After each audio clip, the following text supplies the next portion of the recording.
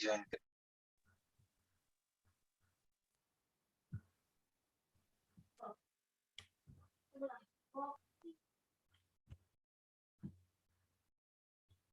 Hello, good evening everyone.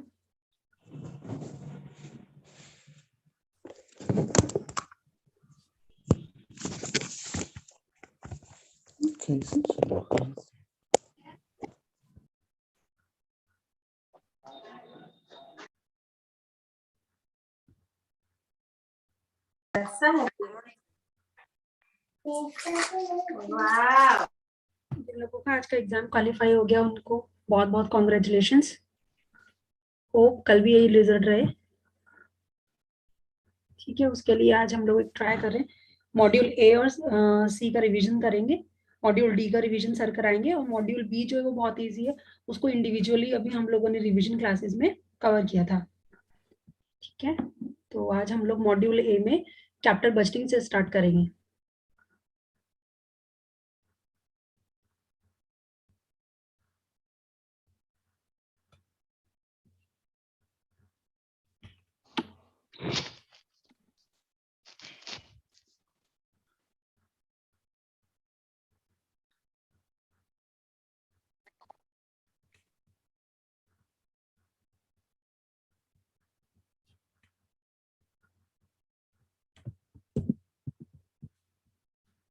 चलिए let's start. What is capital budgeting? Capital budgeting में क्या होता है कि कोई भी जो कंपनी होती है उसको जब फंड रेज करना होता है अपने प्रोजेक्ट्स के लिए या लॉन्ग टर्म प्रोजेक्ट्स के लिए, तो उस कंडीशन में जो बिजनेसमैन होते हैं वो क्या करते हैं कि बहुत सारे ऑल्टरनेटिव्स को इवेलुएट करते हैं। सपोज अगर उनको दो मशीन खरीदनी है, मशीन ए और बी, तो वो क्या करेंगे, मशीन ए और बी को आपस में कंपेयर करेंगे बहुत सारे बेसिस पे। वो बेसिस हैं आपके जैसे पे बैक पीरियड मेथड, या फिर आपका एनपीवी डिस्काउंटेड, और आपका आईआरआर। तो बहुत सारे ऐसे बेसिस है, बहुत सारे ऐसे मेथड्स हैं जिनके बेसिस पे हम लोग चेक करेंगे कि कौन सी मशीन खरीदना या कौन सा इन्वेस्ट करना हमारे लिए बेस्ट होगा। तो जो इनमें से जिसका भी रिजल्ट बेहतर होगा उसको हम ऑप्ट कर लेंगे। ठीक है, ये आपका क्या होता है, लॉन्ग टर्म डिसीजन होता है और इसको आप रिवर्स नहीं कर सकते कि अगर आपने एक बार एक मशीन में इन्वेस्ट कर दिया तो आप वापस से उसको ये नहीं कि उसको रिटर्न करके आपको फुल अमाउंट वापस मिल जाएगी। अगर मिलेगी तो फिर वो सेकेंड हैंड रेट्स में जाएगी।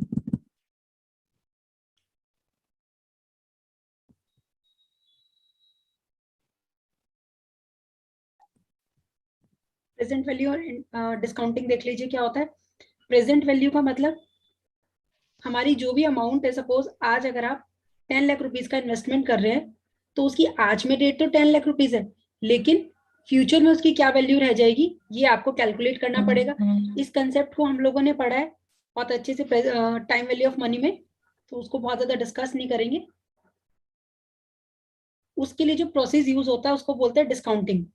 देखिए दो चीज होती है, एक होता है कंपाउंडिंग, एक होता है डिस्काउंटिंग। कंपाउंडिंग मतलब जब आपको पीवी से मतलब प्रेजेंट वैल्यू से फ्यूचर वैल्यू में जाना होता है तो आप कौन सा प्रोसेस कंप्लीट करते हैं, कंपाउंडिंग। लेकिन जब आपको फ्यूचर वैल्यू को प्रेजेंट वैल्यू में कन्वर्ट करना होता है तो उस समय आप जो मेथड यूज करते हैं उसको बोलते हैं डिस्काउंटिंग। इसके लिए आपको एक रेट गिवन होता है, उस रेट पे आप डिस्काउंटिंग करके वैल्यूज निकाल लेते हैं। फॉर एग्जाम्पल देखिए, ये आपके ईयर्स है, आपने एक इन्वेस्टमेंट की, कितना, 2000 रुपीज की आपने इन्वेस्टमेंट की, और ये इन्वेस्टमेंट करने के बाद आपको जो रिजल्ट्स मिलेंगे या जो आपके कैश फ्लोज होंगे वो ये होंगे। फर्स्ट ईयर में 350, सेकेंड ईयर में 500, 600, 800, 800 एंड 600। तो ये आपके क्या है, ये कैश फ्लोज है, कैश इनफ्लोज है। और आपने इन्वेस्टमेंट कितने का किया, 2000 का, इसलिए माइनस में लिखा है। तो ये तो 2000 तो आज की रेट में 2000 ही रहेंगे, उसमें कोई चेंज नहीं आएगा। लेकिन जो आपको नेक्स्ट ईयर 350 रुपीज मिलेंगे, फ्यूचर में मिलने वाले 350 रुपीज की वैल्यू जो है वो एक साल पहले क्या होगी। अगर आप इस 350 रुपीज की वैल्यू अगर आप डिस्काउंटिंग में देखें या आप इसकी प्रेजेंट वैल्यू निकाले तो वो क्या आएगी, वो कम आएगी इस 350 से। तो उसके लिए हम लोगों को क्या करना होता है, डिस्काउंटिंग करनी होती है। और डिस्काउंटिंग कैसे करते हैं, जितना भी आपका परसेंटेज होता है, जैसे इसको इस तरह से करेंगे, 1 1 + आर यहाँ पर क्या होता है, जो भी आपकी परसेंटेज है, फॉर एग्जाम्पल इसमें 10% है तो 10/100, तो ये कितना आ जाएगा 0.1, तो 1 + 0.1, तो कितना आ गया आपका डिस्काउंट रेट 1.1। तो इस 350 को जब आप 1.1 से मल्टीप्लाई करेंगे तो आपका क्या आएगा 318 आएगा। 1 मिनट मुझे चेक करने दीजिए, सब लोग प्लीज कैलकुलेटर निकाल लीजिए। इसको हम लोग क्या करेंगे, देखिए डिस्काउंटिंग में याद रखिएगा आपको क्या करना है, डिवाइड करना है, 1/1.1 करना है, और कंपाउंडिंग में आपको क्या करना है 1 या जो भी आपकी वैल्यू होगी, सपोज जो भी आपका कैश इनफ्लो होगा इनटू 1.1। तो यहाँ पर हम लोग क्या कर रहे हैं, डिस्काउंटिंग कर रहे हैं, तो आप करेंगे 350 इंटू 1/1.1, तो आपकी वैल्यू आएगी 318.18। चेक कर लीजिए सब लोग, क्योंकि पूरा क्वेश्चन नहीं करेंगे हम लोग, बस 1-2 पॉइंट्स करेंगे। अब ये जो 500 रुपीज है जो आपको 2 साल बाद मिले, ऑब्वियसली इसकी वैल्यू और कम होगी क्योंकि गैप ज्यादा हो गया। तो इस 500 को अगर आप 2 इयर्स पहले की वैल्यू में कन्वर्ट करेंगे, अगर आप इसकी आज की डेट में, जिस डेट में आप इन्वेस्टमेंट कर रहे हो उस डेट में अगर आप इसकी वैल्यू चेक करेंगे, तो उसके लिए आपको क्या करना पड़ेगा, इस पे डिस्काउंटिंग लगानी पड़ेगी। फर्स्ट ईयर की जो डिस्काउंटिंग है वो 1/1.1 हो गई, सेकेंड ईयर की 1/1.21 हो जाएगी। किसी को कंफ्यूजन है कि इसको कैसे निकालना है तो प्लीज पूछ लीजिएगा। तो आपका 500 इंटू 1/1.21, 413.22, ठीक है। तो इसको हम लोग क्या बोलते हैं, इसको हम बोलते हैं डिस्काउंटिंग, या फिर आप कह लीजिए फ्यूचर वैल्यू को प्रेजेंट वैल्यू में जब आप कन्वर्ट करते हैं तो उस प्रोसेस को बोलते हैं डिस्काउंटिंग। और ये प्रोसेस हम लोग क्यों करते हैं, ये देखने के लिए कि अगर आज मैंने 2,000 रुपए लगाए हैं और फ्यूचर में मुझे उससे 350 रुपीज मिल रहे नेक्स्ट ईयर, तो लेकिन उसकी इस 2,000 की कंपैरिजन में वैल्यू कितनी है, आज की डेट में उसकी वैल्यू कितनी है, ठीक है। फिर उसके बाद आपकी प्रेजेंट वैल्यू टेबल्स होती हैं, ये जनरली एग्जाम में आप श्योर नहीं है इसके लिए कि आपको मिलेगी नहीं मिलेगी, तो इसलिए प्लीज आप लोग सब लोग कैलकुलेटर से इसको कैलकुलेट करना सीख लीजिए, मैंने पहले भी बताया हुआ है।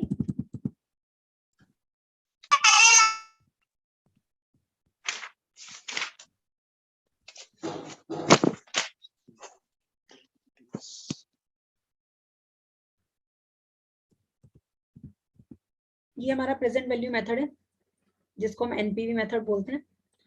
देखिए इसको कैसे करते हैं, आपका 2,000 रुपीज का इन्वेस्टमेंट है, ये माइनस में लिखा है, इसका मतलब ये आपका आउटफ्लो है, कैश आउटफ्लो है। आपने 2,000 रुपीज को खर्च करके एक मशीन परचेज की है, और फिर उस मशीन से जो आपको बेनिफिट हो रहा है या जो रिटर्न्स मिल रहे हैं वो इस तरह से, फर्स्ट ईयर में 350, सेकेंड ईयर में 500, थर्ड में 600, आपने इनकी डिस्काउंटिंग की तो आपको वैल्यू मिल गई।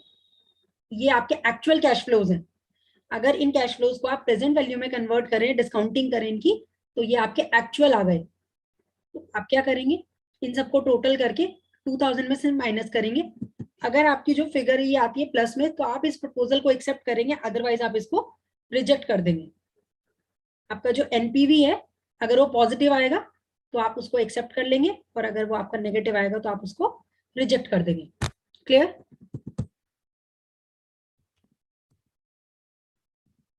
ये आपका ऊपर वाला जो था वो प्रोजेक्ट ए का था, वहां पे हमने देखा एनपीवी कितना आया 564। प्रोजेक्ट बी का देखिए, प्रोजेक्ट बी का कितना आया 373। तो ऑब्वियसली किसका एनपीवी ज्यादा है, जिस प्रोजेक्ट का एनपीवी ज्यादा होगा।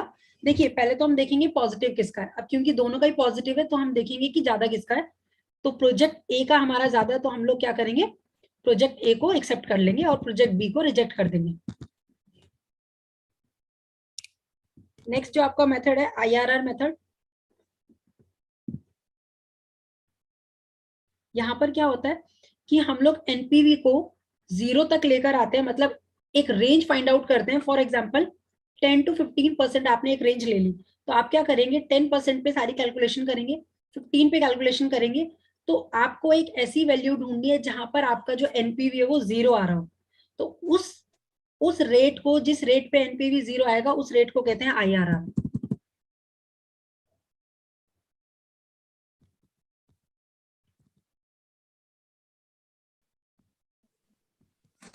मैम एक बार फिर से समझा दीजिए ये।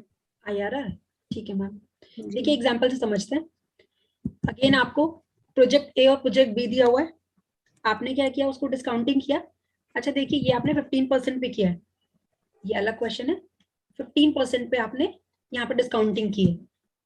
प्रोजेक्ट बी जो है उसको भी आपने 15% पे डिस्काउंटिंग की है। दोनों को 15% पे डिस्काउंटिंग करके एनपीवी किसका ज्यादा आ रहा है, प्रोजेक्ट ए का आ रहा है।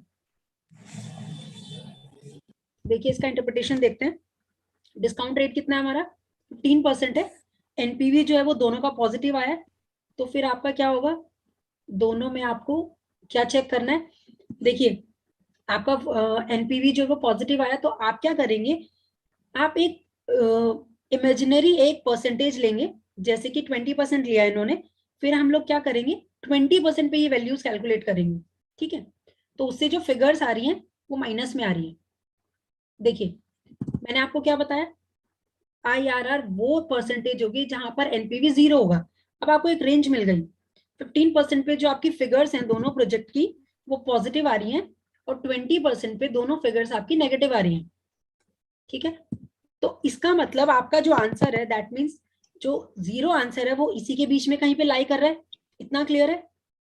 तो फिर हम लोग क्या करते हैं, देखिए इसमें क्या होता है, ट्रायल एंड एरर मेथड होता है। इसमें दो रास्ते होते हैं। अगर आपको एग्जाम में ये क्वेश्चन आता है तो आप लोग क्या करेंगे, जो ऑप्शंस होंगे उनको पुट करके देख लीजिएगा कि कौन सी कंडीशन में एनपीवी 0 आ रहा है, तो आप वहां से कर सकते हैं। अदरवाइज अगर बिना ऑप्शन के आप इसको करना चाह रहे हैं तो आपको फिर वहां पे हिट एंड ट्रायल करना पड़ेगा।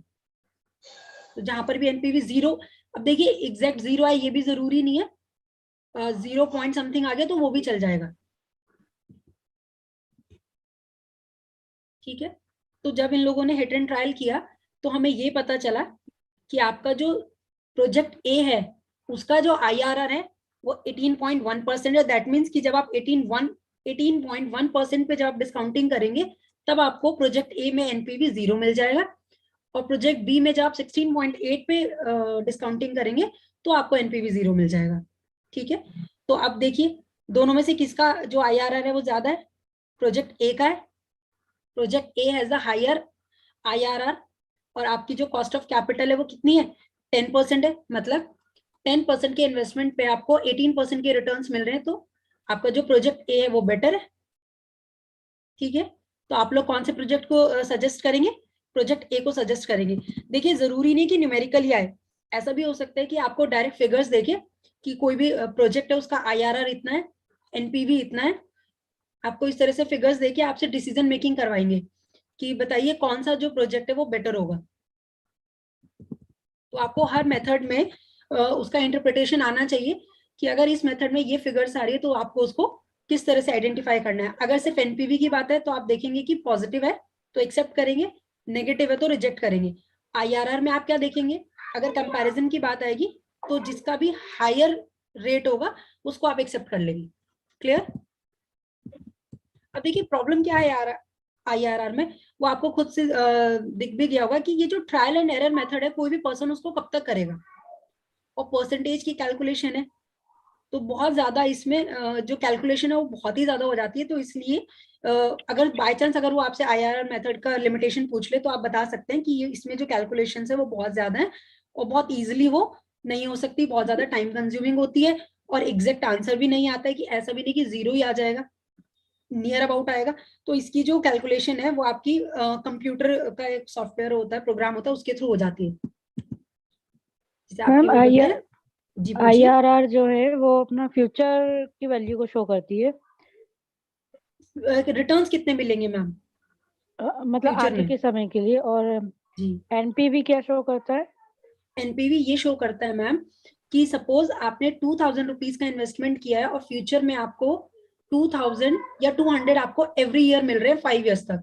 तो जो एनपीवी है वो आपको ये बताएगा कि ये जो 200 रुपए आपको हर साल मिल रहे हैं, कितना हो गया आपका 200 × 5,000, तो वो आपको ये बताएगा कि ये जो 1000 रुपीज आपको मिल रहे हैं इनकी एक्चुअल वैल्यू क्या है, या फिर इनकी एक्चुअल प्रेजेंट वैल्यू क्या है। कि आप, क्योंकि देखिए आप तो आज की डेट में 2000 रुपए लगा रहे हैं ना, तो उन 2000 रुपए की वैल्यू ऑब्वियसली ज्यादा होगी फ्यूचर वाले 2000 से।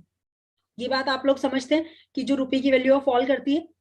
तो अगर आपने आज 2,000 रुपए लगाए हैं और फ्यूचर में आपको 2,000 रुपए मिल रहे हैं, तो उन 2,000 रुपए की फ्यूचर वैल्यू, फ्यूचर में मिलने वाले 2,000 रुपए की जो वैल्यू होगी वो कम होगी एज कंपेयर टू ये वाले 2,000 जो आपने आज की डेट में इन्वेस्ट किए हैं। तो जो एनपीवी है वो आपको यही बताता है कि फ्यूचर में मिलने वाले पैसे की एक्चुअल वैल्यू क्या है आज की डेट में, जिस डेट में आप ये कैलकुलेशन कर रहे हैं और ये इन्वेस्टमेंट किया है आपने। ठीक है मैम, एनपीवी और आईआरआर क्लियर है?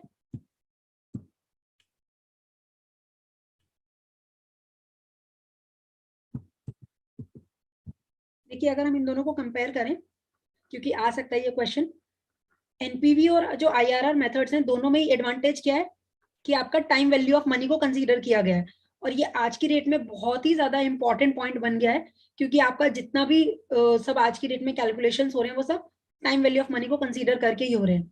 ठीक है, उसके अलावा ये आप ये किस चीज पे फोकस करते हैं, कैश फ्लोज पे फोकस करते हैं rather than on accounting profits, कि इस मशीन को लगा के आपको नेट प्रॉफिट कितना हो बिजनेस का, उसको उसको तो ये इग्नोर करते हैं, ये देखते हैं कि इस मशीन को लगा के आपको एक्चुअल में कैश फ्लोज कितने मिल रहे हैं। तो ये जो दोनों टेक्निक्स हैं वो आपकी कैश फ्लोज पे फोकस करते हैं, ना कि अकाउंटिंग प्रॉफिट पे, जो एक नॉर्मल आपका प्रॉफिट एंड लॉस अकाउंट से मिलता है।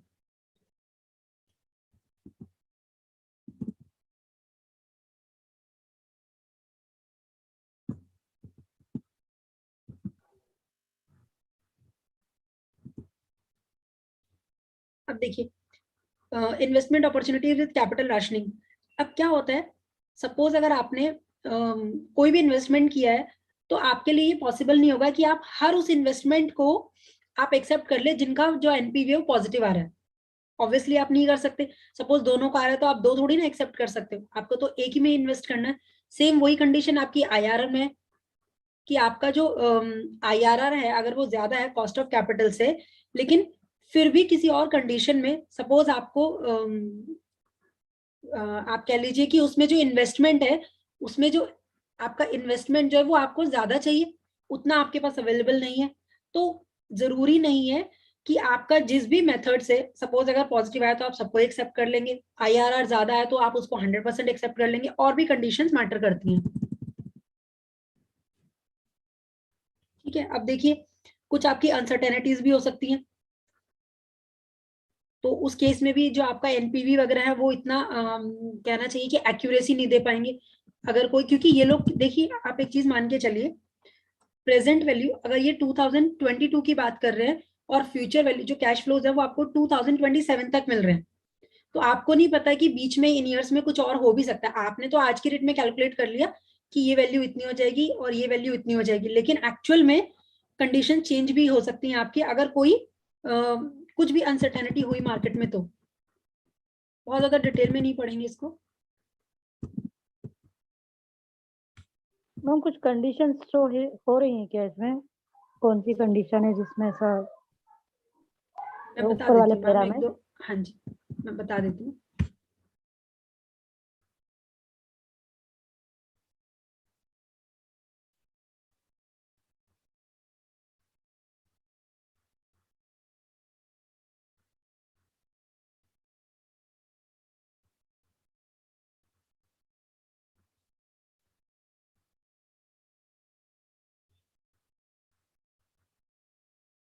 देखिए वो ये कह रहे हैं कि फॉर एग्जाम्पल अगर आपका जो एनपीवी है, NPV method should not be used as hard and fast decision rule.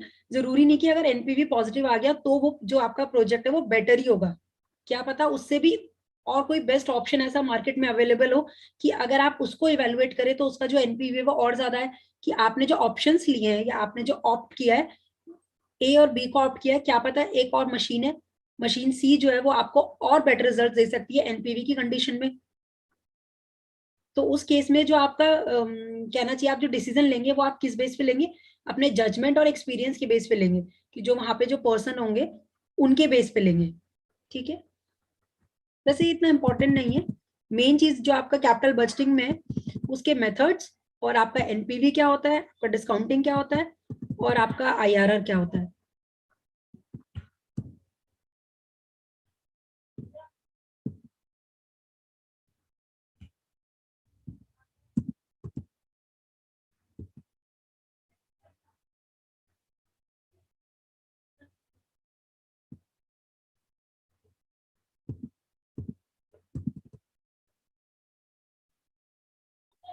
Madam bond theorem बता दिया है क्या? जी सर, जी मैम। बॉन्ड थ्योरम आपने रिवीजन करवा दिया क्या अभी? वाईटीएम वाला? हाँ नहीं मैम, वाईटीएम नहीं कराया अभी, मैंने कैपिटल बजटिंग से स्टार्ट किया है। हाँ ठीक है, वो मैडम एक बार रिवीजन करवा दीजिए जी बॉन्ड मैम थ्योरम। बिल्कुल, मैडम इसके बाद वही लेंगे। जी सर बताइए। बॉन्ड का जो ड्यूरेशन वाला जो है ना, वो फार्मूला बता दीजिए, जी किताब में बराबर ठीक, समझ नहीं आ रहा बॉन्ड ड्यूरेशन में प्रॉब्लम हो रही है? है। बॉन्ड ठीक, ड्यूरेशन जो निकालते हैं ना, उसका फार्मूला बता दीजिए। जी ओके सर, मैं बता दूंगी।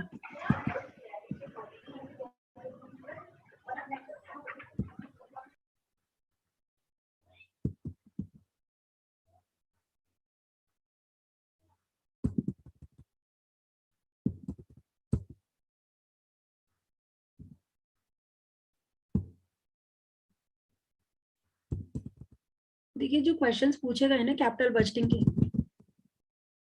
वो आपके कैपिटल बजटिंग क्या होता है, उसके एडवांटेजेस, उसके मेथड्स। मेथड्स एक बार देख लीजिए। मेथड जो है वो आपके दो टाइप के होते हैं, इसमें दिया हुआ नहीं है क्लियरली। एक आपका ट्रेडिशनल मेथड्स होते हैं और एक आपके मॉडर्न टेक्निक्स हैं। आई थिंक बुक में होगा। ट्रेडिशनल मेथड्स में क्या कहते हैं, किसी को याद है? एक आपका पेबैक मेथड था, दूसरा आपका अकाउंटिंग रेट ऑफ रिटर्न, और मॉडर्न मेथड्स में आपका क्या है, एनपीवी है, आईआरआर है, और आई थिंक पोस्ट पेबैक भी ट्रेडिशनल वाले में था। तो इसमें से एनपीवी और आईआरआर हमने देख लिया है। जो पेबैक मेथड है उसको आप एक बार देख लीजिए। पेबैक मेथड क्या होता है? पेबैक मेथड का मतलब कि अगर आपने सपोज आज 2000 रुपीज इन्वेस्ट किया है और आपको जो रिटर्न्स मिल रहे हैं 200, 300, 400, 500 एंड 600, ये आपके रिटर्न्स है। तो जो आपका पेबैक पीरियड मेथड है वो ये कहता है कि आपको ये जो 2000 रुपीज है वो कितने टाइम में रिकवर हो गए। उसमें आप टाइम वैल्यू ऑफ मनी नहीं लगाएंगे। देखिए जहां पर भी टाइम वैल्यू ऑफ मनी लगेगी वो मॉडर्न वाले कैटेगरी में चला जाएगा। अगर ये ट्रेडिशनल मेथड है तो इसमें टाइम वैल्यू ऑफ मनी मतलब डिस्काउंटिंग वगैरह नहीं करेंगे। जिसमें भी डिस्काउंटिंग करेंगे वो आपका मॉडर्न मेथड हो जाएगा। तो इसका मतलब यहाँ पे टाइम वैल्यू ऑफ मनी नहीं निकालना है, नॉर्मल आपको लेके चलना है। देखिए ये आपका 2000, तो यहाँ पे आपको 500 की रिकवरी हो गई। यहाँ पे आपको जैसे क्यूमुलेटिव निकालते हैं ना, ऐसे निकाल लीजिए 200, 500, 900, 1400, और यहाँ पे हो गया आपका 2000। तो फिर एक और कैश फ्लो ले लीजिए 800। अब आप मुझे बताइए ये 2000 आपको कब रिकवर हुए? First, second, third, fourth, fifth 5 year साल। में। ठीक है, तो आपका जो पेबैक पीरियड है वो कितना हो जाएगा? 5 ईयर हो जाएगा। सेम ऐसे ही आप प्रोजेक्ट बी का निकालेंगे। तो सपोज प्रोजेक्ट बी में 3 इयर्स में हो रहा है कि वो जो भी वैल्यू थी सपोज 1500 थी और 500 आपको एवरी ईयर मिल रहे थे, तो क्या होगा, थर्ड ईयर में आपको फुल रिकवरी हो जाएगी 1500 की। तो देखिए उस कंडीशन में क्या होगा, इन दोनों में का आप जो पेबैक पीरियड है उसको कंपेयर करेंगे, तो उस कंडीशन में अगर आप पेबैक के पॉइंट ऑफ व्यू से देखेंगे तो ये 3 ईयर वाला जो है आप इसको एक्सेप्ट कर लेंगे। क्यों? क्योंकि ये आपको जल्दी रिकवरी करके दे रहा है। ठीक है, दूसरा आपका accounting rate of return. Accounting rate of return का फॉर्मूला अभी मैं बताऊंगी आपको, अब इसमें होगा आगे।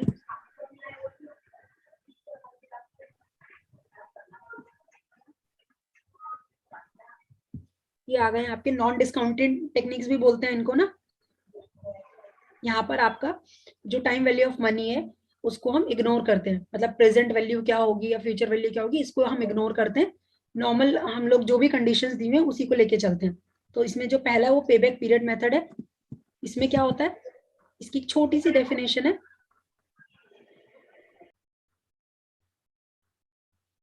ये आपका क्या मेजर करता है? To measure the length of time that will be taken before the receipts from the investment as sorry are sufficient to pay back the cost of the investment, कि जो भी आपने इन्वेस्टमेंट की है उसकी रिकवरी जो है वो कितने टाइम में हो जाएगी। ठीक है, बस ये होता है आपका पे बैक पीरियड मेथड। चाहे तो इसको फॉर्मूला लगा के निकाल लीजिए या फिर ऐसे निकाल लीजिए। ठीक है, जैसे देखिए आप लोग एग्जाम्पल दिया होगा इसमें, दो इन्वेस्टमेंट है, कितनी कॉस्ट है? 50,000। दोनों में ही 50,000 की कॉस्ट आपने इन्वेस्ट की है, तो आप देखेंगे कि वो 50,000 आपका कब रिकवर हो जा रहा है। चलिए क्यूमुलेटिव निकालते हैं। यहाँ पे कितना आ जाएगा? 27,500। फिर उसके बाद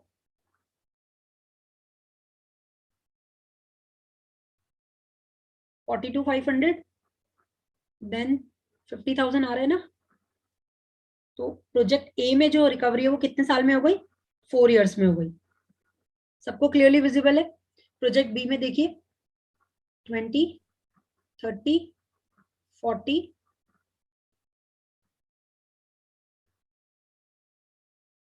इसमें आपकी 5th ईयर में हो रही है।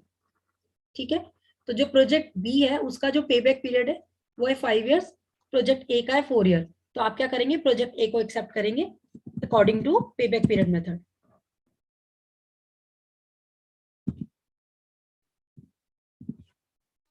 मैम एक मिनट दिखा दीजिए, नहीं आया वो। देख लीजिए मैम। दोनों में हमने 50,000 की इन्वेस्टमेंट की थी। जो प्रोजेक्ट ए है उसमें जो 50,000 की रिकवरी है वो 4 सालों में हो जा रही है।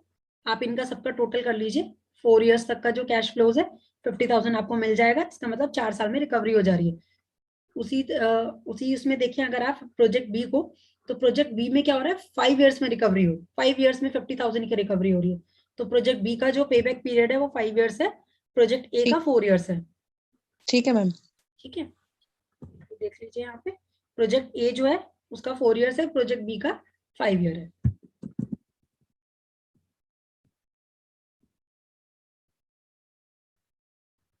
ठीक है, तो हमारी इसमें चॉइस क्या रहेगी? प्रोजेक्ट ए चॉइस रहेगी।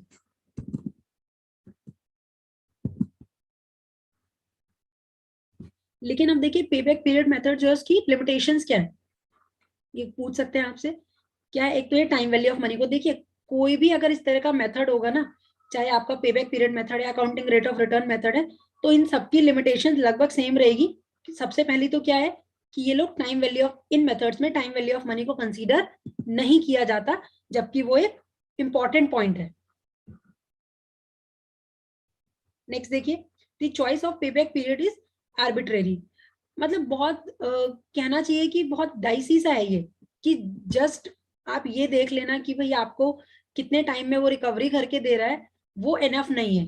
क्या पता, अब देखिए जरा, आप ऊपर ही देख लीजिए इसी वाले एग्जांपल में। ठीक है, इसने यहाँ पे तो 50,000 टोटल कितने की अर्निंग दे दी? 53,000 की अर्निंग दे दी। ठीक है, लेकिन आप जरा प्रोजेक्ट बी को देखिए, 1 2 10 इयर्स है ना, ये 1 लाख की रिकवरी दे रहा है। लेकिन आप चूज किसको कर रहे हैं? प्रोजेक्ट ए को कर रहे हैं, है ना। तो आप उस कंडीशन में आप देखिए, चूज तो आप प्रोजेक्ट ए को कर रहे हैं, लेकिन अगर आप वहीं देखें, दूसरी तरफ देखें कि जो रिजल्ट्स हैं या जो कैश इनफ्लोज हैं वो प्रोजेक्ट बी में ज्यादा मिल रहे हैं, but still we are accepting project A on the basis of pay back period method. तो इसमें जो आंसर आता है वो बहुत ही आर्बिट्रेरी है, उस पर आप भरोसा नहीं कर सकते। ठीक है, और इसमें हम लोग क्या करते हैं? सिर्फ कैश फ्लोज को कंसीडर करते हैं, और वो भी कितने? जो कि आपके पे बैक पीरियड तक आ रहे हैं। मतलब अगर 4 ईयर में रिकवरी हो गई तो बस 4 साल तक के आप वो देखेंगे कैश फ्लोज क्या है, या अगर इसमें 5 इयर्स में तो बस 5 इयर्स, बाकी को इग्नोर कर देंगे।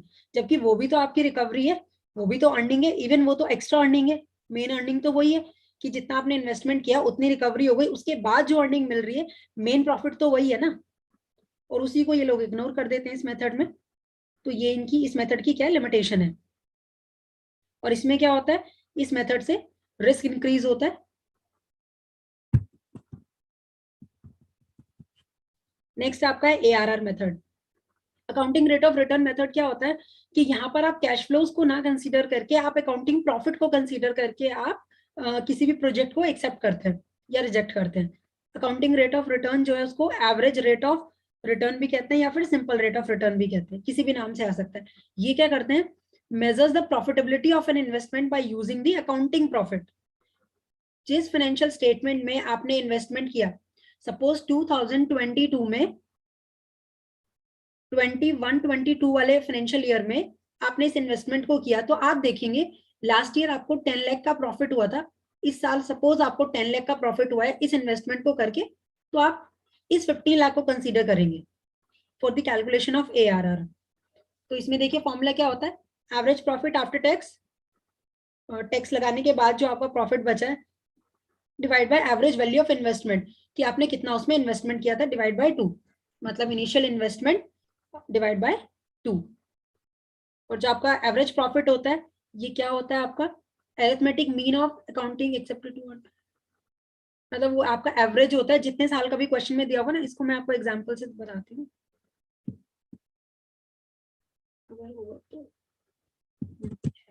देखिए आपको नेट प्रॉफिट्स दिए हुए 4 इयर्स के, इसमें कोई रूल नहीं है कि आपको 4 ईयर का लेना है या 5 ईयर का लेना है, जो भी क्वेश्चन में दिया होगा उसके अकॉर्डिंग आप करेंगे। तो देखिए नेट प्रॉफिट आपको 4 इयर्स का दिया है, इनिशियल इन्वेस्टमेंट है 16 लाख रुपीज, तो आपको क्या करना है, ARR कैलकुलेट करना है। इन चारों का आप एवरेज निकालेंगे, टोटल डिवाइड बाय 4 करके, तो कितना आ जाएगा आपका 56,000 आ जाएगा। और इनिशियल इन्वेस्टमेंट डिवाइड बाय 2 करेंगे तो 8 लाख आ जाएगा। तो आपका कितना आ रहा है, ARR 7%। तो जिस प्रोजेक्ट का ARR ज्यादा होगा उसको आप एक्सेप्ट कर लेंगे, जिसका कम होगा उसको रिजेक्ट कर देंगे। तो देखिए अगर आप इसकी भी लिमिटेशन देखें तो सेम होगी, पेबैक पीरियड की तरह, टाइम वैल्यू ऑफ मनी को इग्नोर कर रहे हैं।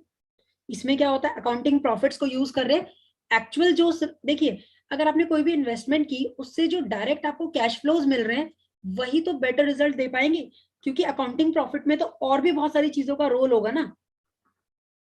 तो इसमें क्या होता है, अकाउंटिंग रेट में अकाउंटिंग प्रॉफिट को कंसीडर करते हैं, कैश फ्लोज को इग्नोर कर देते हैं, ठीक है। उसके अलावा इसमें क्या है, बहुत सारी डिफरेंट मतलब इसका कोई एक तरीका नहीं कैलकुलेशन करने का, इसके और भी तरीके हैं।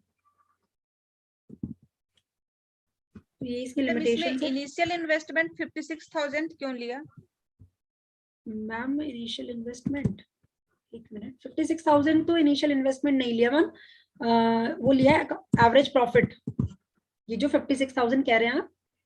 ओके हाँ हाँ एवरेज लिया है यस हाँ जी, ये मैम एवरेज लिया है इन चारों का, और इनिशियल इन्वेस्टमेंट को एवरेज करके 16 लाख को डिवाइड बाय 2 करके उसको हमने डिवाइड में रखा है, जो इसका फॉर्मूला है, ठीक है। और इसकी जो एडवांटेजेस है, देखिए एक चीज आप याद रखिएगा, बाय चांस अगर एग्जाम में आता है, जो भी आपके नॉन डिस्काउंटेड मेथड्स हैं या कह लीजिए ट्रेडिशनल मेथड्स हैं, उनकी जो एडवांटेज होगी वो ये होगी, एक तो ये सिंपल है, ठीक है, और ये क्या करते हैं, ये कह लीजिए कि पूरा उसकी प्रोजेक्ट की जो लाइफ है उसको इवेलुएट मतलब उसकी प्रॉफिटेबिलिटी इवेलुएट करते हैं, कौन से वाले मेथड में, ARR में। लेकिन पेबैक में क्या होता है, पेबैक में सिर्फ पेबैक पीरियड तक का करते हैं। तो पेबैक के कंपैरिजन में इसका एक एक्स्ट्रा बेनिफिट है, पेबैक में कोई ज्यादा बेनिफिट नहीं है, बस यही बेनिफिट है कि वो सिंपल है। लेकिन ARR में एक एक्स्ट्रा प्रॉफिट एक्स्ट्रा एडवांटेज बस ये है कि ये क्या करता है, जो भी प्रोजेक्ट है उसकी पूरी प्रॉफिटेबिलिटी चेक करता है, ठीक है। और लिमिटेशंस वही है जैसा पेबैक पीरियड में था कि ये टाइम वैल्यू ऑफ मनी को कंसीडर नहीं करते, कैश फ्लोज को कंसीडर नहीं करते हैं, अकाउंटिंग रेट ऑफ रिटर्न में, पेबैक में तो करते हैं कैश फ्लोज को कंसीडर, लेकिन अकाउंटिंग रेट ऑफ रिटर्न में नहीं करते हैं, ठीक है।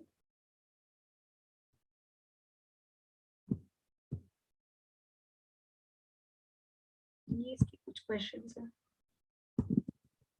इनको मत कीजिएगा, जो आप लोगों के पास MCQs हैं वो कर लीजिएगा।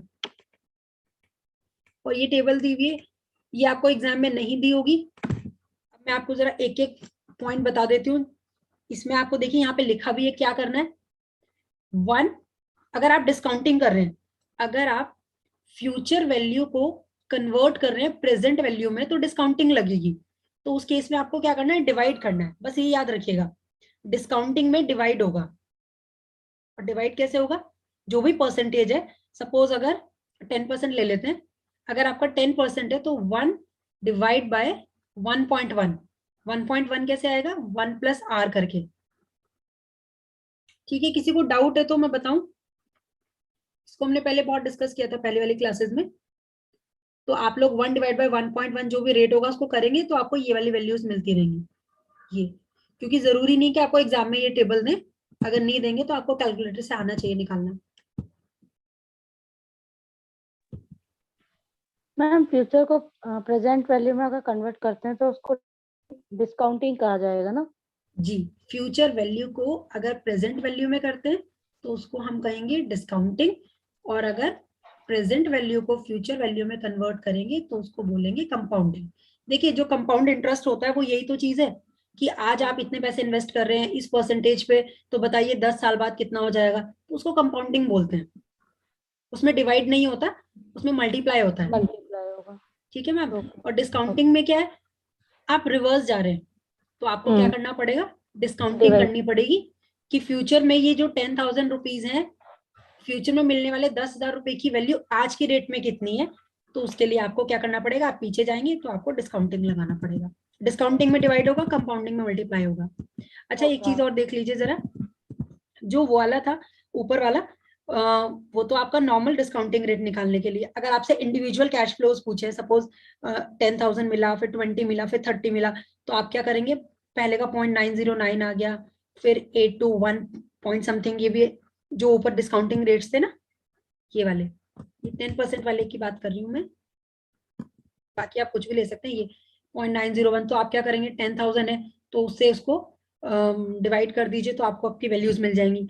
लेकिन अगर आपसे पूछते हैं एन्यूटी या फिर क्यूमुलेटिव, अगर आपको ये वर्ड दिया होता है, सपोज उन्होंने कहा एवरी ईयर 10,000 मिलेंगे, तो फिर आप क्या करेंगे, आप इसका क्यूमुलेटिव करके तो एक ही बार डिवाइड कर दीजिए, तो आपको एक ही बार में आंसर मिल जाएगा। उसके लिए आप लोग कैलकुलेटर का जो जीटी बटन है आप उसको यूज कर सकते हैं। जिनके कैलकुलेटर में जीटी बटन नहीं है तो वहां पर मेमोरी प्लस का एक बटन होता है, और फिर उसके बाद आप एमआरसी दबाएंगे तो आपको वही रिजल्ट मिल जाएगा जो ग्रैंड टोटल वाले ऑप्शन से मिलता है। ठीक है, फिर भी किसी को इसमें डाउट होगा तो प्लीज ग्रुप में पूछ लीजिए। ठीक है, चलिए, तो ये हमारा हो गया कंप्लीट। इसमें किसी को डाउट है? इसमें आप लोगों को और कुछ नहीं करना है, सिर्फ एक बार ऊपर ऊपर से कैपिटल बजटिंग का मीनिंग, उसके जो मेथड्स हैं वो देख लीजिएगा, और हल्का सा उसके बारे में जैसे अभी हमने डिस्कस ही कर लिया। ठीक है, कि एनपीवी का क्या क्या रोल होता है, कैसे उसको कैलकुलेट करते हैं, पॉजिटिव वाला एक्सेप्ट करना है, नेगेटिव वाला रिजेक्ट करना है, तो इस तरह के जो पॉइंट्स है उनको आप कंसीडर कर लीजिएगा। ठीक है, नेक्स्ट चैप्टर स्टार्ट करते हैं। एक बार डेप्रिसिएशन देख लेते हैं पहले, वो छोटा सा है, फिर वाईटीएम करेंगे।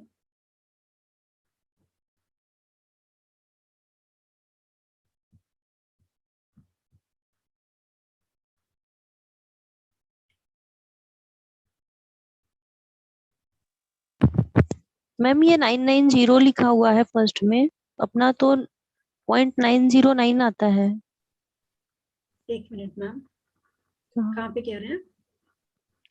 One year, number of year 1%। 1%, 10% पे कह रहे हैं आप? अच्छा 10%, जी जी मैम 10% कर रही हूँ। हाँ जी, 10% कर लीजिए। 1 डिवाइड बाय 1.1 कीजिए, 0.909 आ जाएगा।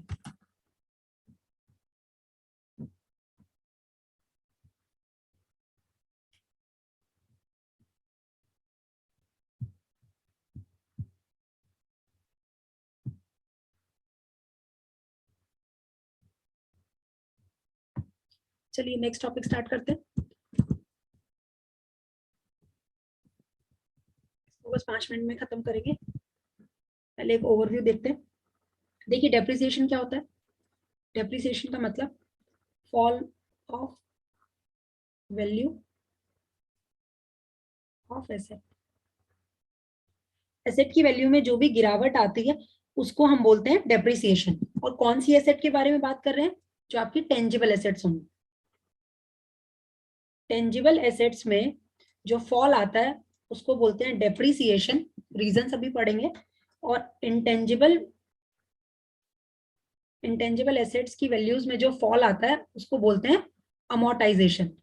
ये वर्ड आपसे पूछ सकते हैं एग्जाम में। अमोर्टाइजेशन किसके लिए? दोनों ही एक ही बात है, बस अगर वो आपके टेंजिबल एसेट है, लैंड, बिल्डिंग, फर्नीचर और ये सब है तो आपका डेप्रिसिएशन लगेगा, और अगर आपका गुडविल, कॉपीराइट, लाइसेंस ये सब है तो उसमें उसका क्या होता है? अमोर्टाइजेशन होता है। ठीक है, इसको क्लियर रखिएगा प्लीज, दोनों क्या होते हैं ये चीजें। उसके बाद जो आपका डेप्रिसिएशन है उसके कॉजेज क्या होते हैं? सपोज आपने उसको सबसे पहला तो यही होता है वेयर एंड टेयर। आपने उसको यूज किया तो उसकी वैल्यू में गिरावट आई, आपने उसको इस्तेमाल करा तो वो मशीन घिस गई तो उसकी वैल्यू कम हो गई। दूसरा, आपका कोई टेक्निक चेंज हो गई, आपने पुराना मॉडल था आपके पास, अब नया मॉडल आया तो नया मॉडल आती पुराने वाले मॉडल की जो वैल्यू है वो कम हो जाती है। तो बहुत सारे इस तरह के कॉजेज होते हैं डेप्रिसिएशन, जिसकी वजह से क्या होता है, फॉल होता है in the value of asset. इसके जो मेथड्स हैं वो आपके दो होते हैं। वैसे तो बहुत सारी मेथड्स हैं, लेकिन मेन आपके दो मेथड्स हैं। एक है आपका SLM method, straight line method, और एक है आपका WDV मेथड। जो WDV मेथड है वो ज्यादा इंपॉर्टेंट है। वो इसलिए इंपॉर्टेंट है क्योंकि अगर आप उसको इनकम टैक्स, जब इनकम टैक्स कैलकुलेशन होता है तो वो लोग WDV को कंसीडर करते हैं, ना कि SLM को। जब उन्हें टैक्स कैलकुलेट करना होता है तो वो क्या करते हैं, जो मेथड है उसको स्टार्टिंग से WDV मेथड से लगाते हैं, तब वो टैक्स कैलकुलेट करते हैं। ठीक है। उसके अलावा आपके और भी मेथड्स होते हैं, सम ऑफ डिजिट्स मेथड होता है, और एक आपका प्रोडक्शन यूनिट मेथड होता है। तो बहुत सारे मेथड्स होते हैं, लेकिन मेन मेथड जहाँ पे वो SLM और WDV है। ठीक है, एक बार देख लेते हैं।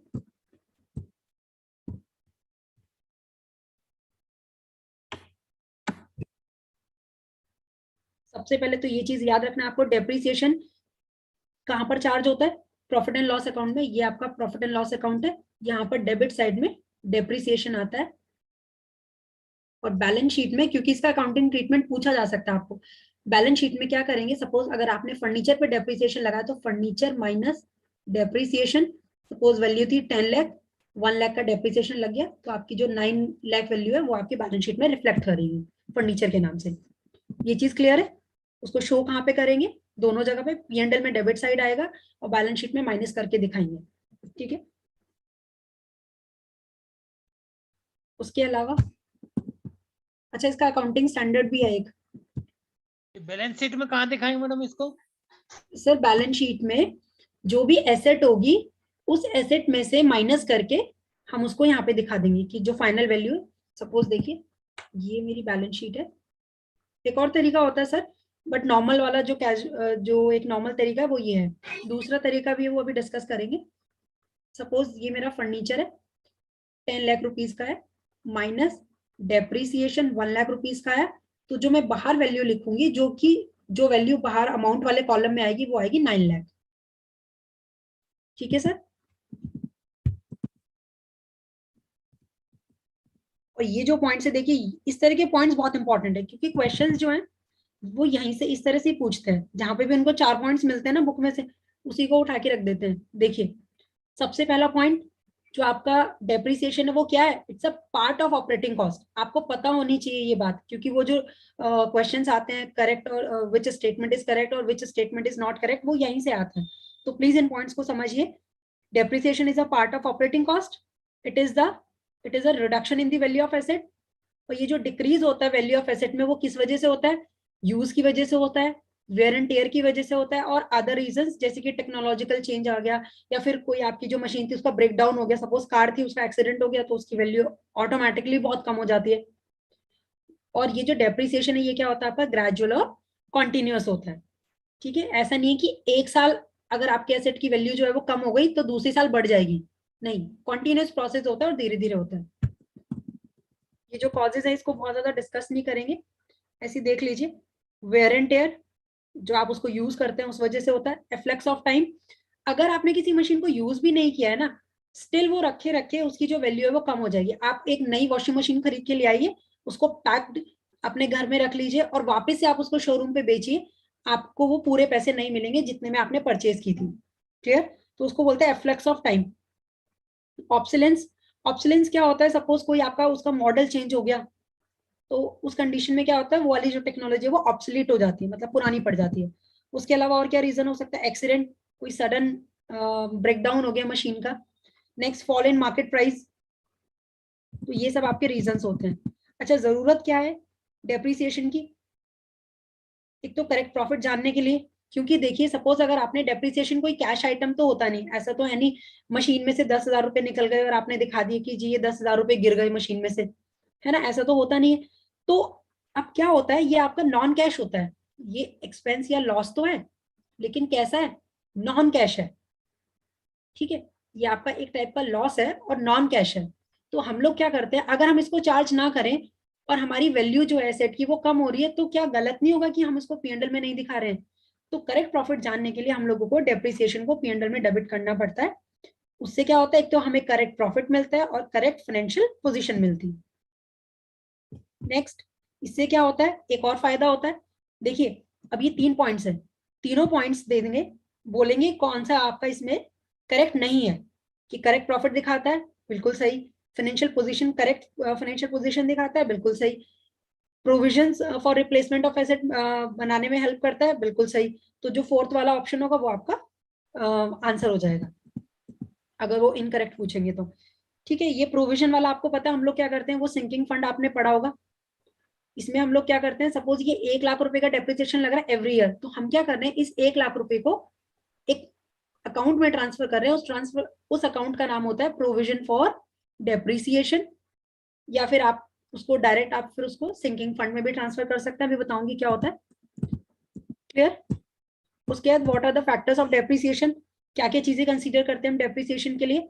एक तो उस मशीन की कॉस्ट क्या थी, उसकी जो आपकी स्क्रैप वैल्यू है at the end of its life, मतलब अगर सपोज उस मशीन की जो लाइफ है वो 10 ईयर्स है, तो 10 साल बाद जब वो मशीन काम करने लायक नहीं रहेगी, तो वो उसको जब आप सपोज रद्दी के भाव बेचेंगे, जो भी उसमें मटेरियल होगा उसको आप बेचेंगे, तो आपको कुछ तो रिटर्न्स मिलेंगे। सपोज भले 10 लाख की मशीनरी थी, तो वो लोहे की मशीन थी, तो आपको 10,000 रुपीज मिल गए। तो वो जो 10,000 रुपीज है उसको आप बोलते हैं रेजिडुअल वैल्यू या फिर स्क्रैप वैल्यू, कि बचा कुचा जो उससे जो रिकवरी होती है उसको बोलते हैं स्क्रैप वैल्यू। इसको आपको माइनस करना होता है।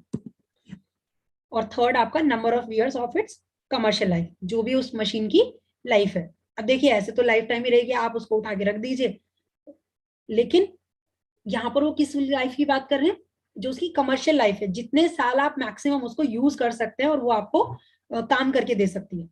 तो 3 पॉइंट्स हैं। अगर आप डेप्रिसिएशन कैलकुलेट करें तो 3 चीजें आपको चाहिए, cost of asset, residual value या स्क्रैप वैल्यू, या फिर नंबर ऑफ ईयर्स। ये तीनों पॉइंट्स आपके पास होंगे तो तब आप उसको कैलकुलेट कर सकते हैं। इसका जो फॉर्मूला है वो ऐसे होता है, depreciation is equals to cost minus scrap value divides by life. ये आपका अमाउंट वाला फॉर्मूला है कि अगर आपको परसेंटेज नहीं दिया है, देखिए अगर आपको परसेंटेज दिया है तो आप क्या करेंगे, डायरेक्ट कॉस्ट इनटू परसेंटेज कर देंगे, फिर आप स्क्रैप वैल्यू और लाइफ नहीं देखेंगे। लेकिन अगर सपोज आपको परसेंटेज नहीं दिया तो उस कंडीशन में आप ये वाला फॉर्मूला लगाएंगे, cost minus scrap value upon life. ठीक है, इसका अकाउंटिंग ट्रीटमेंट देख लीजिए क्या होगा। अकाउंटिंग ट्रीटमेंट में हम लोग क्या करते हैं, इसकी जब आप इसको P&L में डेबिट करते हैं तो उसके लिए आपको क्या करना पड़ता है, जर्नल एंट्री पास करनी पड़ती है, depreciation account debit to asset account. जो भी एसेट आपने परचेज किए, आपने क्या किया, उस एसेट पे डेप्रिसिएशन चार्ज कर दिया। उस एसेट को देखिए, जब आपने उस एसेट को परचेज किया था तो वो आपके पास डेबिट हो गई थी। ठीक है, जब इस पे डेप्रिसिएशन लगा तो आपने क्या किया, इसको क्रेडिट कर दिया। इसका मतलब अगर डेबिट में 10 लाख रुपीज थे और क्रेडिट आपने 1 लाख रुपए कर दिया, तो मशीन अकाउंट में बैलेंस कितना बचेगा, 9 लाख। तो अकाउंटिंग ट्रीटमेंट हो रहा है, बैलेंस हो रही है सब चीजें।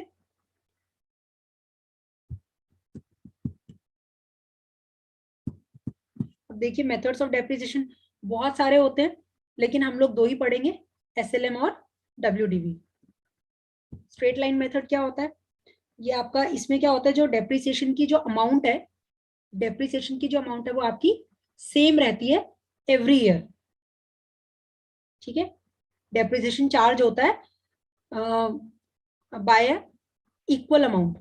ठीक है, अच्छा आप लोग खुद सोच के बताइए, क्या सच में ऐसा हो सकता है कि एक एसेट में हमेशा सेम वैल्यू की गिरावट आए?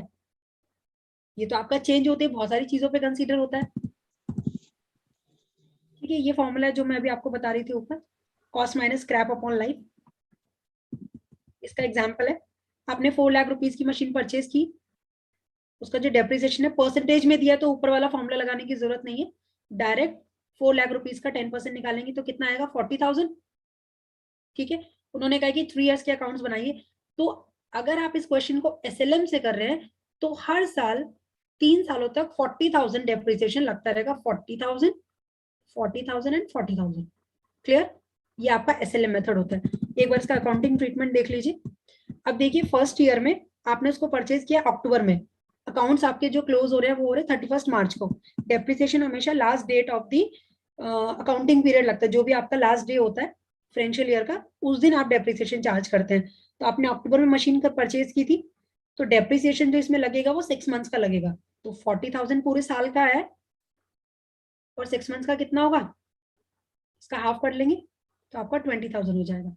ठीक है, बैलेंस कितना बचेगा, 4 लाख आपकी मशीन की वैल्यू थी और डेप्रिसिएशन कितना लगा 20,000, तो बैलेंस बना 3,80,000। फिर नेक्स्ट ईयर अब तो पूरे साल रही है वो मशीन आपके पास, तो आप उस पर 40,000 का लगाएंगे डेप्रिसिएशन, और फिर नेक्स्ट ईयर भी 40,000 का लगाएंगे। हमसे 3 इयर्स का पूछा है तो इसलिए 3 इयर्स का दिखा दिया। डेप्रिसिएशन अकाउंट कैसे बनता है, देखिए डेप्रिसिएशन की 2 एंट्रीज होती हैं। पहली एंट्री क्या होती है आपकी, डेप्रिसिएशन डेबिट टू, जो भी आपकी मशीन होगी, सपोज इसमें ट्रक है तो ट्रक को क्रेडिट कर दिया। और दूसरी एंट्री क्या होगी, P&L डेबिट टू डेप्रिसिएशन, जब आपने इस डेप्रिसिएशन को P&L में ट्रांसफर किया। तो यही दो जनरल एंट्रीज होती हैं डेप्रिसिएशन से रिलेटेड। तो आपको लेजर का रूल पता है कि आपका जो डेप्रिसिएशन अकाउंट, अगर आप डेप्रिसिएशन जिसका अकाउंट बना रहे हैं उसका नाम नहीं आता तो नाम किसका आएगा, ट्रक का, लेकिन अमाउंट और साइड किसकी आती है, जिसका आप अकाउंट बना रहे हैं। तो डेप्रिसिएशन डेबिट साइड है तो डेबिट साइड में ट्रक के नाम से ये वैल्यूज आ जाएंगी, पहले साल में 20, फिर 40, फिर 40। ठीक है, सेम अमाउंट इधर आ जाएंगे, क्योंकि वही अमाउंट, भाई जो अमाउंट आपने डेप्रिसिएशन की चार्ज की है वही तो P&L में ट्रांसफर करोगे, तो इसलिए सेम अमाउंट आती है, इसमें कोई भी बैलेंस ब्रॉट डाउन या कैरी डाउन नहीं होता। नेक्स्ट मेथड है आपका डिमिनिशिंग बैलेंस और रिटर्न डाउन वैल्यू मेथड। देखिए इसमें क्या होता है, मतलब इस वाले मेथड में और पहले वाले मेथड में जो डिफरेंस है वो सिर्फ ये है कि वहां पर क्या आपने फर्स्ट ईयर में 40,000 डेप्रिसिएशन कैलकुलेट किया, और उसमें भी क्योंकि 6 मंथ्स की मशीन थी तो आपने 20,000 का लगाया। फिर उसके बाद बैलेंस कितना बचा था, 4 लाख की मशीन, 20,000 माइनस किया तो कितना बचा था, 3,80,000 बचा था ना। तो जो नेक्स्ट ईयर का डेप्रिसिएशन लगता है वो इस 3,80,000 पे लगता है, ना कि SLM की तरह 4 लाख पे लगेगा। देखिए ये आप कर रहे हैं SLM से और ये है आपका WDV। ठीक है, फर्स्ट ईयर में क्या होगा, SLM से डेप्रिसिएशन आएगा 20, WDV से भी आएगा 20। सेकेंड ईयर में क्या होगा, SLM से आएगा 40 और यहाँ पर आपका आएगा कितना, 3,80,000 पे कितना परसेंट था, 10%, तो 38,000। डिफरेंस समझ पा रहे हैं, WDV और SLM में सिर्फ ये डिफरेंस होता है। SLM में तो आपका जो डेप्रिसिएशन है जो आपने एक बार कैलकुलेट कर लिया वही रहता है, बस मंथ्स के अकॉर्डिंग थोड़ा चेंज हो जाता है। लेकिन WDV में क्या होता है, हर साल आपका जो डेप्रिसिएशन है वो अलग आता है। जो भी बैलेंस बचता है, मतलब cost of machine minus depreciation, तो जो भी बचेगा उस पे आप परसेंटेज करके डेप्रिसिएशन लगाएंगे। फिर ये वाला डेप्रिसिएशन आ गया, फिर इस डेप्रिसिएशन को अगेन जो बैलेंस बचा था पहले उसमें से माइनस करेंगे, फिर तब आपका नेक्स्ट डेप्रिसिएशन आएगा। तो इसमें क्या होता है, जो भी मशीन की बैलेंसिंग वैल्यू होती है उस पर डेप्रिसिएशन लगते रहता है, यूनिफॉर्मिटी नहीं रहती SLM की तरह। देख लीजिए यहाँ पे फर्स्ट ईयर में 20,000, मैंने आपको बताया फर्स्ट ईयर में SLM और WDV जो वो दोनों सेम रहते हैं। फिर उसके बाद बैलेंस कितना बचा, 3,80,000।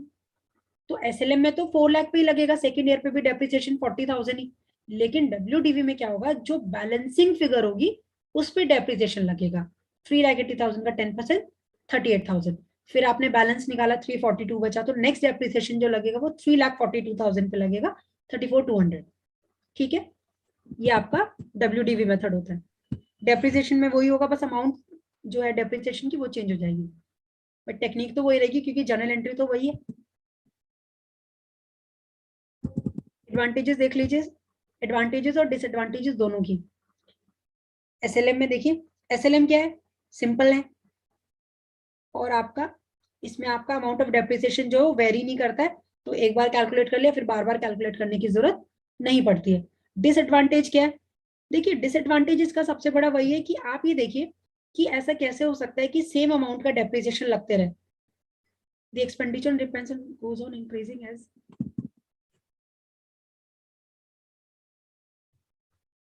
ठीक है। अब देखिए आपने सपोज 40,000 का डेप्रिसिएशन लगाया, हर साल आप 40,000 ही लगा रहे हैं, लेकिन जैसे जैसे मशीन आपकी जो है उसकी वैल्यू कम, वैल्यू कम कह रही हूँ, जैसे जैसे वो मशीन पुरानी होती जाती है तो जो रिपेयर्स की एक्सपेंसेस है वो बढ़ते रहते हैं। तो इधर अगर आप इतनी ज्यादा अमाउंट डेप्रिसिएशन की चार्ज करेंगे तो फिर आपके पास बैलेंस कम बचेगा ना रिपेयर्स को चार्ज करने के लिए, मतलब आपका नेट प्रॉफिट कम हो जाएगा ना इस वजह से। अगर आपने फर्स्ट ईयर में 40,000 डेप्रिसिएशन लगाया, सेकेंड में सपोज आपने 36,000 लगाया, फिर आपने 32,000 लगाया, तो क्या हो रहा है, यहाँ से जो डेप्रिसिएशन का बर्डन है WDV मेथड में वो कम हो रहा है। और क्योंकि जैसे जैसे समय बढ़ता है तो रिपेयर्स के जो एक्सपेंसेस है वो बढ़ते जाते हैं, रिपेयर्स आपकी बढ़ती जाती है, तो WDV मेथड में क्या होता है, बैलेंस हो जाता है ये दोनों चीजें, कि क्योंकि इधर से डेप्रिसिएशन की अमाउंट कम होती रहती है और रिपेयर्स की अमाउंट बढ़ती रहती है, तो दोनों आपस में बैलेंस होते हैं। लेकिन SLM में क्या होता है कि डेप्रिसिएशन वहीं का वहीं रहता है और जो रिपेयर्स है वो बढ़ते रहते हैं, तो एक तरह से एक्स्ट्रा बर्डन पड़ जाता है प्रॉफिट एंड लॉस अकाउंट पे। WDV को देखिए, WDV को क्या बोलते हैं, मैंने आपको बताया था अभी, ये आपका रिकॉग्नाइज्ड मेथड है, ठीक है, ये आपका रिकॉग्नाइज्ड मेथड है, कहां पर, कंपनीज एक्ट में और इनकम टैक्स एक्ट में, ठीक है। इनकम टैक्स के लिए जब कैलकुलेशन होती है, तो अगर सपोज आपने अपने बिजनेस में SLM से कैलकुलेशन की होती है डेप्रिसिएशन की, तो उस कैलकुलेशन को फिर से किया जाता है बाय WDV मेथड। इसमें क्या होता है, इसमें जो टोटल एक्सपेंडिचर रिपेयर्स की या रिन्यूएबल की जो कॉस्ट है वो आपकी क्या होती है, बैलेंस रहती है, ठीक है। मैडम ये SLM और WDV में अभी क्या रिलेशन बताया? ये वाला मैम, हाँ, कि उसको फिर से SLM के बाद फिर से कैलकुलेट किया जाता है। बताती हूँ, देखिए क्या होता है मैम, सपोज आपने SLM मेथड से कैलकुलेशन कर ली, ठीक है मैम। अब हमें क्या करना है, एक मिनट, हमने SLM से कैलकुलेशन की, लेकिन जब इनकम टैक्स के अकॉर्डिंग या हमारा इनकम टैक्स की कैलकुलेशन होगी, अगर हमारा बिजनेस है तो PGBP में जब कैलकुलेशन होगी, तो उस कंडीशन में क्या होगा, वहां पर जो डेप्रिसिएशन होगा तो वो वापस से दोबारा से रिकैलकुलेट होगा बाय WDV मेथड। चाहे आपने SLM से करके रखा हुआ है, पर उस वैल्यू को वो वैलिड नहीं मानते हैं। कौन नहीं मानते हैं, कंपनीज एक्ट के अकॉर्डिंग और आपका इनकम टैक्स एक्ट के अकॉर्डिंग। मतलब ये गलत नहीं है, लेकिन जब वो कैलकुलेट करेंगे for the purpose of income tax, तो उस कंडीशन में वो वापस से कैलकुलेशन करेंगे WDV मेथड से, क्योंकि यही आपका रिकॉग्नाइज मेथड है। WDV मेथड को ही रिकॉग्नाइज मेथड बोलते हैं, इसीलिए इनकम टैक्स पर्पस और कंपनीज एक्ट पर्पस के लिए WDV मेथड ही अप्लाई किया जाता है। लेकिन for the purpose for the convenience, लोग क्या करते हैं या कंपनीज क्या करती हैं, जो बहुत ज्यादा बड़ी कंपनीज नहीं होती, तो वो लोग SLM पे ही रिलाय करते हैं, क्योंकि ये जल्दी हो जाता है, इजी रहता है, ठीक है। एंड SLM में वैल्यू 0 हो सकता है ना? हाँ जी, रिटर्न टर्न में 0 नहीं जी होगा। मैम, जी। अब देखिए एक ही वाला मेथड भी देख लीजिए, यूनिट्स ऑफ प्रोडक्शन मेथड। देखिए इसका सीधा फॉर्मूला देख लीजिए, आपका जो भी एक्चुअल प्रोडक्शन है उस पीरियड का, और प्लस देखिए कोई भी जो मशीन है, अगर आप उसको प्रोडक्शन के कॉन्टेक्स्ट में देख रहे हैं, सपोज एक मशीन की जो कैपेसिटी है वो है 10 लाख यूनिट्स बनाने की, और आपने इस साल उससे 1000 यूनिट्स बना ली, तो 1000 डिवाइड बाय 10 लाख इनटू जो भी आपकी उसकी अमाउंट थी मशीन की, तो उससे क्या होगा, आपका डेप्रिसिएशन निकल जाएगा कि इतने मशीन में से आपने कितने यूनिट्स को यूज किया, इतने यूनिट्स में से आपने सिर्फ 1000 यूनिट्स बनाई है, तो आपका डेप्रिसिएशन कितना आएगा, उसके अकॉर्डिंग आपका निकल जाएगा। नेक्स्ट आपका सम ऑफ इयर्स डिजिट मेथड। देखिए इसमें क्या करते हैं, जो भी लाइफ होती है ना, लाइफ को हम लोग रिवर्स में प्लस कर लेते हैं। सपोज अगर 10 इयर्स है तो 10 9 8 7 6 5 4 3 2 1 करके, तो इसका सम कितना आया 55। तो आप क्या करेंगे, जो भी कॉस्ट होगी, और आपको फर्स्ट ईयर का डेप्रिसिएशन निकालना होगा, तो आप करेंगे इस तरह से, कॉस्ट इंटू 10/55। इसमें एक एग्जाम्पल है 3 इयर्स वाला, ये देख लीजिए, 3 इयर्स यूजफुल लाइफ है, ठीक है। तो आपका सपोज 5000 का कंप्यूटर है, 200 रुपए उसकी सैलवेज वैल्यू और 3 इयर्स उसकी यूजफुल लाइफ है। तो हमने क्या किया, पहले तो इसको माइनस कर देंगे, 5000 माइनस 200 कितना आएगा 4800 इनटू सम ऑफ डिजिट्स कितना है 6 और फर्स्ट ईयर का कितना है 3, तो 3/6 करेंगे तो आपको क्या मिल जाएगा, आपका फर्स्ट ईयर का डेप्रिसिएशन मिल जाएगा 50% हो जाएगा, तो 4800 का 50% कितना आएगा, जो भी वैल्यू आएगी आप देख लीजिएगा, ठीक है। फिर सेकेंड ईयर का आप निकालेंगे तो क्या करेंगे 4800 इंटू 2/6, लास्ट ईयर का निकालेंगे तो 4800 इंटू 1/6, कमी करत जा जरा. ठीक है।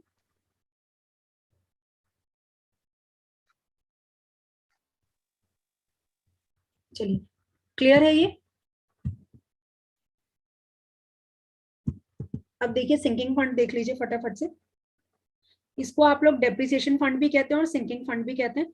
हम लोग क्या करते हैं, सपोज फर्स्ट ईयर में मैंने 1 लाख का डेप्रिसिएशन लगाया, तो ये जो 1 लाख रुपीज मैंने चार्ज किए P&L में, इस 1 लाख रुपीज को मैं क्या करूंगी कि इसको अपने पास रखने के बजाय मैं उसको इन्वेस्ट कर दूंगी, ठीक है, सिंकिंग फंड में या फिर डेप्रिसिएशन फंड में।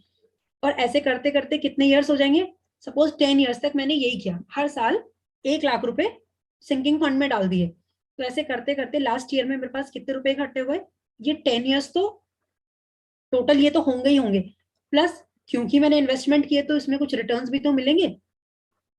तो सपोज मुझे 10 लाख की इन्वेस्टमेंट पे 12 लाख रुपीज मिल गए, तो 10 साल बाद जब मेरी पहले वाली मशीन की जो यूजफुल लाइफ है वो खत्म हो जाएगी, उसके बाद वो काम करने लायक नहीं रहेगी, तो मैं क्या करूंगी, मुझे न्यू मशीन परचेज करनी होगी और इधर मैं फिर इस इन्वेस्टमेंट को सेल करके इस 12 लाख रुपए को इस्तेमाल करके नई मशीन आराम से परचेज कर लूंगी, ठीक है।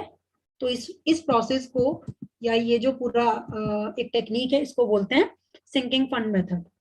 हम लोग क्या करते हैं, पहले उस पैसे को सिंकिंग फंड में ट्रांसफर कर देते हैं, इन्वेस्ट कर देते हैं, और फिर जब भी आपकी लाइफ जो भी लास्ट ईयर होता है उस मशीन का, उसमें उस इन्वेस्टमेंट को सेल करके उससे जो भी रिटर्न्स मिलते हैं और प्रिंसिपल अमाउंट मिलती है उसको हम क्या करते हैं, उससे नई मशीन परचेज कर लेते हैं। नेक्स्ट ये देख लीजिए अमोर्टाइजेशन ऑफ इंटेंजिबल एसेट्स। जी मैम पूछिए। ये जब अपने डिप्रेशिएशन अकाउंट की अकाउंटिंग करते हैं और जी। फिर सिंकिंग फंड की अकाउंटिंग करते हैं तो फिर डिप्रेशिएशन अकाउंट नील हो जाता है क्या? नहीं, वो तो आपने चार्ज कर लिया ना मैम P&L अकाउंट में। देखिए मैं इसके आपको ना आगे की जनरल एंट्रीज बता देती हूँ। देखिए पहले आपने डेप्रिसिएशन की एंट्री की, depreciation to suppose truck account, फिर आपने क्या किया, इस डेप्रिसिएशन को ट्रांसफर कर दिया P&L अकाउंट में, ठीक है मैम। ये तो हो गई 2 एंट्रीज। फिर आप क्या करेंगे, थर्ड एंट्री में आप अपने पास से सिंकिंग फंड के नाम से एक अकाउंट क्रिएट करेंगे टू बैंक, ठीक है। आपने वहां पे इन्वेस्टमेंट कर दिया, फिर जब उसका जो भी टाइम होगा मैच्योर हो जाएगा तो फिर bank account debit to sinking fund investment करके आप कुछ भी नाम दे सकते हैं यहाँ पे, bank to sinking fund investment, तो वो आपको वापस मिल जाएगा। तो इसमें ऐसा नहीं है कि इसको डेप्रिसिएशन के अमाउंट को 0 कर देते हैं या उसमें कोई फर्क आता है, वो उसका अकाउंटिंग जो ट्रीटमेंट है वो तो यहाँ पे खत्म हो जाता है ना। आपने 31 जो भी डेट थी 31 मार्च को आपने ये दोनों एंट्रीज की और फिर आपने नेक्स्ट डेट पे या कभी भी आपने उस पैसे को इन्वेस्ट कर दिया, तो ये आप कह लीजिए नेक्स्ट स्टेज है। यहाँ पर डेप्रिसिएशन चार्ज किया और फिर उस पैसे को यूज करके सिंकिंग फंड में इन्वेस्ट कर दिया, ठीक है। Yes, मैडम ये सैल्वेज वैल्यू क्या होती है? जी सर बताती हूँ। सैल्वेज वैल्यू होती है सर, सपोज अगर आपकी जो मशीन है उसकी जो यूजफुल लाइफ है वो 10 ईयर्स है और 10 ईयर बाद सपोज वो जो मशीन है वो आपकी लोहे की बनी हुई थी या प्लास्टिक की, किसी भी मटेरियल की बनी हुई थी, तो जी उसको जब आप लोहे के भाव बेचेंगे तो उसको बेच के जो आपको पैसा मिलेगा उसको सैल्वेज वैल्यू कहते हैं सर। ठीक है, यही हो गया scrap value is equal to scrap value. जी sir, residual value, scrap value, salvage value सबके मीनिंग मोर और लेस सेम होते हैं, मतलब एक ही है, ठीक जी है। मैम।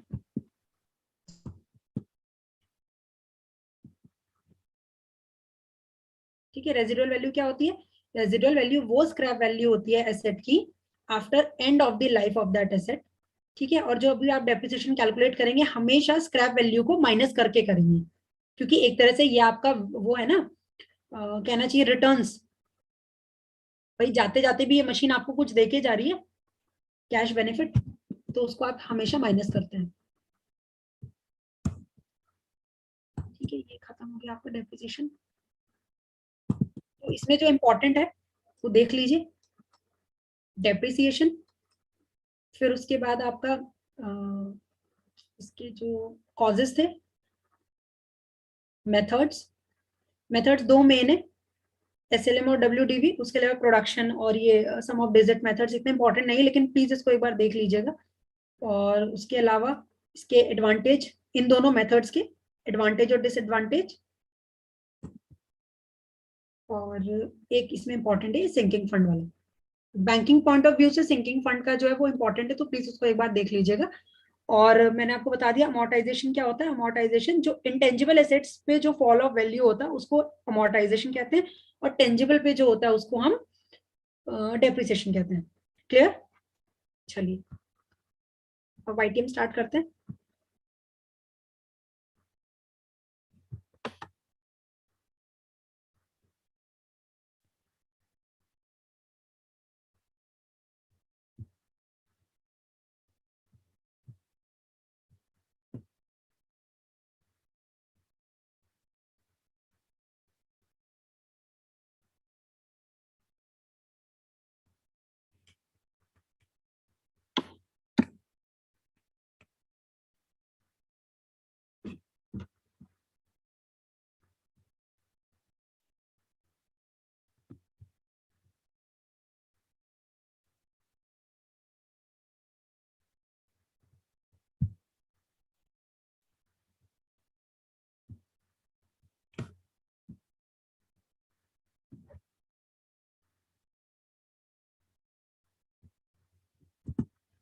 YTM क्या होता है हमारा? Yield to maturity. किसके कॉन्टेक्स्ट में होता है ये आपका? बॉन्ड के कॉन्टेक्स्ट में होता है, कि अगर सपोज आपने कोई भी बॉन्ड परचेज किए हैं तो आपको जो रिटर्न्स मिलेंगे उनको आप क्या बोलते हैं? YTM।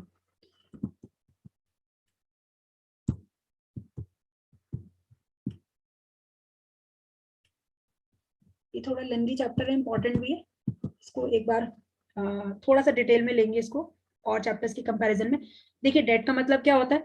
जब एक पर्सन दूसरे पर्सन से उधार लेता है, ठीक है, और जो बिजनेसमैन होते हैं उनको पैसा चाहिए ही होता है, तो वो लोग क्या करते हैं कि सारा पैसा इक्विटी से ना लेके, क्योंकि देखिए अगर वो सारा पैसा इक्विटी से लेंगे तो किसी भी बिजनेस के बहुत सारे ओनर्स हो जाएंगे, और बहुत सारे ओनर्स होंगे तो कोई भी पर्सन इंडिविजुअली डिसीजन नहीं ले पाएगा। तो डिसीजन मेकिंग की प्रॉब्लम को अवॉइड करने के लिए बिजनेसमैन क्या करते हैं कि डिबेंचर्स या बॉन्ड्स की हेल्प लेते हैं, क्योंकि जो डिबेंचर्स और बॉन्ड्स होते हैं उसमें ओनरशिप का कोई रोल नहीं होता। उसमें क्या होता है, सिंपल सपोज ये बिजनेस है और ये आपके जिनसे आपने पैसे लिए BCD, ये लोग जो हैं इन्होंने आपको क्या दिया है?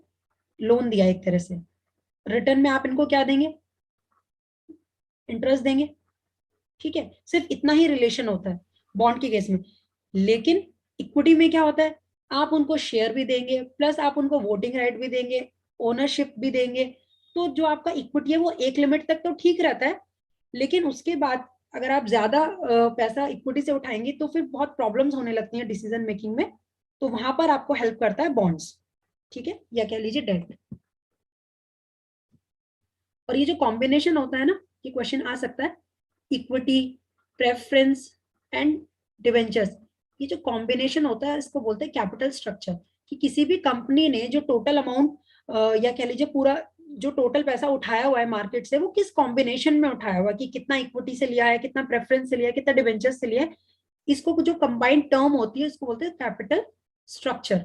कि आपके जो कैपिटल है उसका स्ट्रक्चर कितना है, उसमें क्या क्या चीजें हैं, क्या क्या कॉम्बिनेशन है,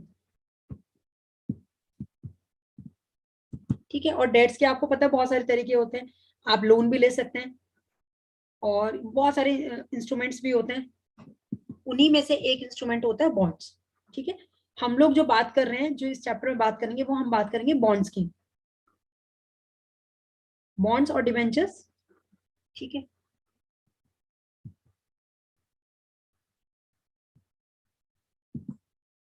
और जो बॉन्ड होल्डर्स होते हैं उनको क्या मिलता है? उनको एक गारंटीड पेमेंट मिलती है during the life of the bond. अगर वो 10 इयर्स के लिए उन्होंने इन्वेस्ट किया है कंपनी में, तो 10 इयर्स तक उनको क्या मिलेगा? रिटर्न्स मिलते रहेंगे और 10 ईयर बाद क्या होगा, उनका जो प्रिंसिपल अमाउंट होगा वो भी उनको रीपे हो जाएगा। तो ये दो मेजर बेनिफिट्स होते हैं बॉन्ड होल्डर्स के लिए। ठीक है, इसका एक एग्जांपल देख लीजिए। सपोज एक कंपनी ने बॉन्ड्स इशू किए हैं, उसकी जो फेस वैल्यू वो 100 रुपीज है, उसमें जो कूपन रेट है वो 10% है। कूपन रेट का मतलब आपको जो गारंटीड रिटर्न्स मिलेंगे वो, और कितने साल के लिए, 10 ईयर्स के लिए। इसका मतलब जो बॉन्ड होल्डर है उसको मैम, 10 रुपए। जी मैम। फेस वैल्यू भी बोल सकते हैं ना कूपन रेट को? क्या बोल सकते हैं ma'am? Face value. Face value नहीं मैम, फेस वैल्यू तो ये होती है ना, सपोज उस पे जो, देखिए ये जो आपका सर्टिफिकेट होता है उस पे जो वैल्यू लिखी रहती है कि इस बॉन्ड की जो वैल्यू है वो इतनी है, उसको फेस वैल्यू बोलते हैं। जो फेस कूपन रेट वैल्यू होता है मैम, इनिशियल इन्वेस्टमेंट हुआ ना, इनिशियल इन्वेस्टमेंट। हाँ जी आप ये भी कह सकते हैं, लेकिन जो कूपन रेट होता है मैम, कूपन रेट होता है कि इस फेस वैल्यू का आपको कितना परसेंटेज एज इंटरेस्ट मिलेगा। Okay ma'am. ठीक है, अब ये तो हो गया कूपन रेट, लेकिन जो मार्केट रेट होता है वो फ्लक्चुएट करता है, तो इस वजह से हमारे रिटर्न्स भी फ्लक्चुएट करते हैं, उसी के लिए हमें वाईटीएम कैलकुलेट करना पड़ता है। ठीक है, ये अभी बेसिक सा एग्जांपल दिया उन्होंने। तो क्या होगा एट द एंड, देखिए 10 इयर्स के लिए इन्वेस्टमेंट की तो 10 सालों तक तो आपको 10-10 रुपए मिलते रहेंगे। उसके अलावा जो 10th ईयर होगा उस साल क्या होगा, उस साल आपको ये जो 100 रुपए आपने दिए थे ये भी आपको वापस मिल जाएंगे। ठीक है, चाहे कंपनी को प्रॉफिट हो, लॉस हो, कुछ भी हो, उसको ये जो अमाउंट, ये जो गारंटीड अमाउंट है ये उसको देना ही देना है। इक्विटी में उनके पास ऑप्शन होता है कि भाई अगर प्रॉफिट होगा तो देंगे, नहीं होगा तो नहीं देंगे।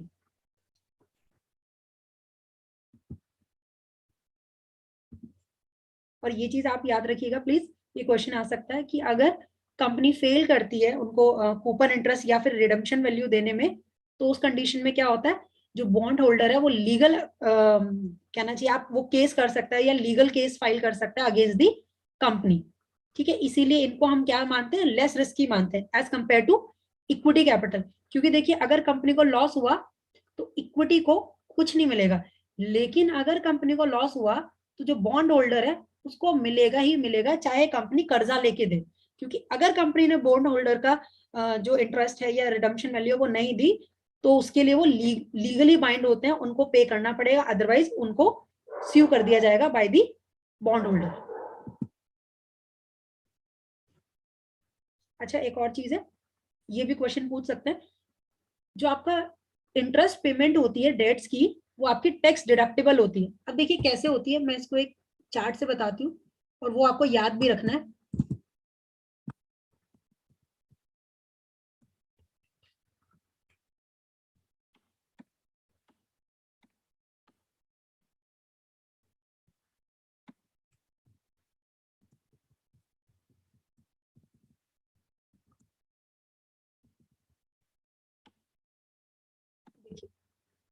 मैंने आपको पहले भी बताया, ईबीआईटी जो भी आपका प्रॉफिट आया माइनस आप उसमें से क्या करते हैं, इंटरेस्ट करते हैं। सपोज आपका जो प्रॉफिट है वो 10 लाख रुपीज था और जो आपका इंटरेस्ट है वो 2 लाख रुपीज है, तो कितना हो गया, 8 रुपीज हो गया। उसके बाद ये आपका ईबीटी आ जाता है, फिर उसके बाद आप टैक्स माइनस करते हैं। सपोज जो टैक्स है कंपनी का वो 40% है, 8 का 40% कितना आएगा बता दीजिए जरा। 3.2। एक काम कीजिए, इसको 50% ले लीजिए, थोड़ा इजी हो जाएगा। तो आपके पास कितना बचा, 4। ये आपका आ गया EAT, that means earning after tax. अब वो ये कह रहे हैं कि जो डेट्स होते हैं ना, अब ये इंटरेस्ट किसका है, ये इंटरेस्ट है बैंक लोन्स का और आपके बॉन्ड्स का, डिवेंचर्स का, इन सब का इंटरेस्ट है ये। तो ये जो इंटरेस्ट होता है इट इज टैक्स डिडक्टेबल। मतलब अगर देखिए आप ज्यादा पैसा यहाँ से उठाते हैं, सपोज आपने ज्यादा डिवेंचर्स ले लिए, तो आपको क्या मिलेगा, सपोज आपका जो इंटरेस्ट है वो फिर 2 की जगह 4 हो गया, तो फिर अब कितना बचेगा, EBT 6 बचेगा, टैक्स कितना होगा, 3 हो जाएगा। तो देखिए टैक्स कम लगा ना। अगर आप डिवेंचर्स को बढ़ा देते हैं तो उस कंडीशन में क्या होता है, आपको टैक्स का बेनिफिट मिल जाता है। तो यही वो पॉइंट है जो वो कहना चाह रहे हैं। जिनको नहीं समझ आए प्लीज पूछ लीजिए कि ये टैक्स डिडक्टेबल या फिर इनको टैक्स एडवांटेज क्यों कहते हैं डिवेंचर होल्डर्स को। मैडम एक बार वापस बता दीजिए। जी सर, एक बार वापस बता दीजिए। जी जी देखिए सर, कंपनी को प्रॉफिट हुआ 10 रुपीज का, इंटरेस्ट है 2 रुपीज, और फिर उसके बाद जो आपका बैलेंस बचा वो ईबीटी बचा, उसके बाद फिर हम टैक्स लगाते हैं। तो इस कंडीशन में आपका जो टैक्स है, सपोज 50% रेट है, तो आपका जो टैक्स लगा वो लगा 4 का, और कितना बचा आपका प्रॉफिट 4। लेकिन अगर आप इसको बढ़ा देते हैं, मतलब आप ज्यादा बॉन्ड्स मार्केट से परचेज कर लेते हैं, ज्यादा आप डिवेंचर्स मार्केट से परचेज कर लेते हैं, तो उस कंडीशन में क्या होगा, आपको फिर ज्यादा इंटरेस्ट पे करना पड़ेगा। सपोज आपने इंटरेस्ट मतलब आपने डबल ले लिया, तो आपको इंटरेस्ट भी फिर डबल देना पड़ेगा, तो 4 रुपीज का आपको इंटरेस्ट देना पड़ेगा। तो आपके पास जो प्रॉफिट फिर रिमेनिंग प्रॉफिट होगा वो कितना होगा 6, और उस पर जो टैक्स लगेगा वो कितना लगेगा 3 लाख। तो जैसे ही आपने बॉन्ड्स डिवेंचर्स बढ़ाए, उसका इंटरेस्ट बढ़ा, तो देखिए आपका टैक्स ऑटोमेटिकली कम हो गया। तो इसलिए इसको टैक्स एडवांटेजियस बोलते हैं, और इसको बोलते हैं कि जो आपके जो डिवेंचर्स होते हैं या जो डिवेंचर इंटरेस्ट होता है, ये आपका टैक्स डिडक्टिबल होता है, कि आपको इसमें टैक्स का बेनिफिट मिल जाता है। तो वो जो टैक्स का बेनिफिट है वो इस तरह से मिलता है, जैसे मैंने आपको चार्ट में बताया। आप देख लीजिए, 4 लाख की बजाय आपको अब 3 लाख टैक्स देना पड़ेगा। ठीक है, लेकिन अब ऐसा नहीं कर सकती ना कंपनी, फिर तो ऐसे कर लीजिए कि सीधा सारा का सारा पैसा डिवेंचर से उठा लीजिए और इसको कर दीजिए 8, तो उस केस में क्या होगा 2, तो टैक्स कितना लगेगा 1, और कम हो गया। लेकिन ऐसा कर नहीं सकते ना, क्योंकि अगर ऐसा करेंगे तो ये जो 8 लाख रुपए है, ये फिर आपकी क्या हो जाएगी, लीगल बाइंडिंग भी तो हो जाएगी कि आपको हर साल देना ही देना है, चाहे आपको प्रॉफिट हो या ना हो। तो इसीलिए कंपनी बैलेंस बनाकर चलती है। लेकिन अगर आपसे कोई पूछे कि whether debenture interest is tax deductible या फिर टैक्स एडवांटेजियस, तो आप कहेंगे हाँ जी, जो आपका डिवेंचर होल्डर्स या जो डिवेंचर्स होते हैं वो आपके टैक्स डिडक्टेबल होते हैं, टैक्स एडवांटेजियस होते हैं, कि उससे आप अपना टैक्स रिड्यूस कर सकते हैं।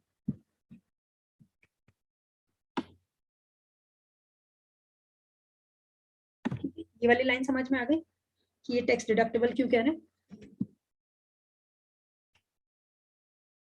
कुछ पॉइंट्स हैं, इनको देख लीजिए। फेस वैल्यू क्या होती है? फेस वैल्यू वो होती है जो कि बॉन्ड के जो वैल्यू उस पे जो आपका सर्टिफिकेट होता है उस पे लिखी हुई होती है, इसको पार वैल्यू भी बोलते हैं। ठीक है, it represent the amount borrowed by the firm, और इतना ही वो प्रॉमिस करती है कि भाई एक स्पेसिफिक पीरियड के बाद अब आपको इतना पैसा लौटा देंगे। कूपन रेट, कूपन रेट क्या होता है? एक स्पेसिफिक रेट ऑफ इंटरेस्ट होता है, उसको आप क्या बोलते हैं? कूपन रेट बोलते हैं। एक्चुअली इसको कूपन रेट इसलिए बोलते हैं कि जब ये डिजिटलाइजेशन नहीं था, तो उस कंडीशन में, उस सिचुएशन में जब कंपनी अपने बॉन्ड्स इशू करती थी तो उनको स्लिप्स देती थी ऐसे करके, हो गया।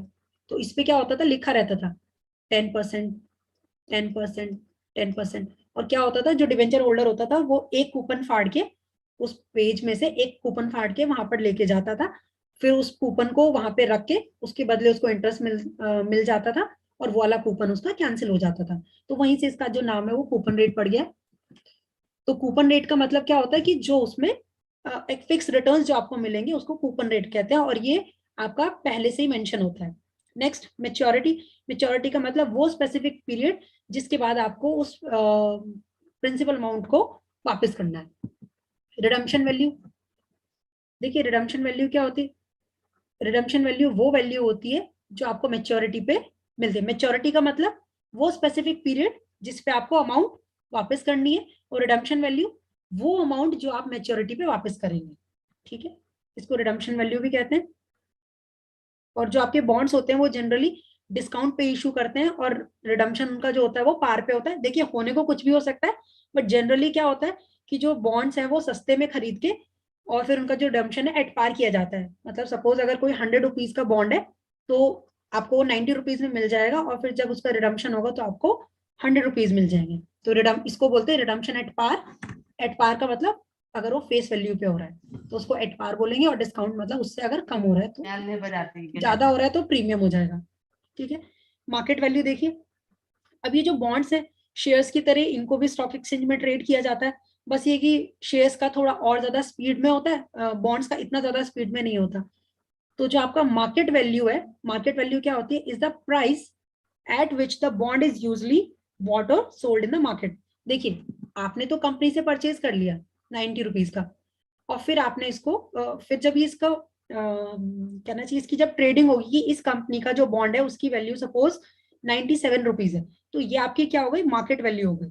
ठीक है, और मार्केट वैल्यू जो है वो अलग होती है, मतलब पार वैल्यू रिडम्पशन वैल्यू से अलग होती है। ऐसा नहीं है कि सपोज 97 अगर इसकी मार्केट वैल्यू है तो ये इसकी रिडम्पशन वैल्यू होगी या फिर ये इसकी पार वैल्यू होगी, नहीं।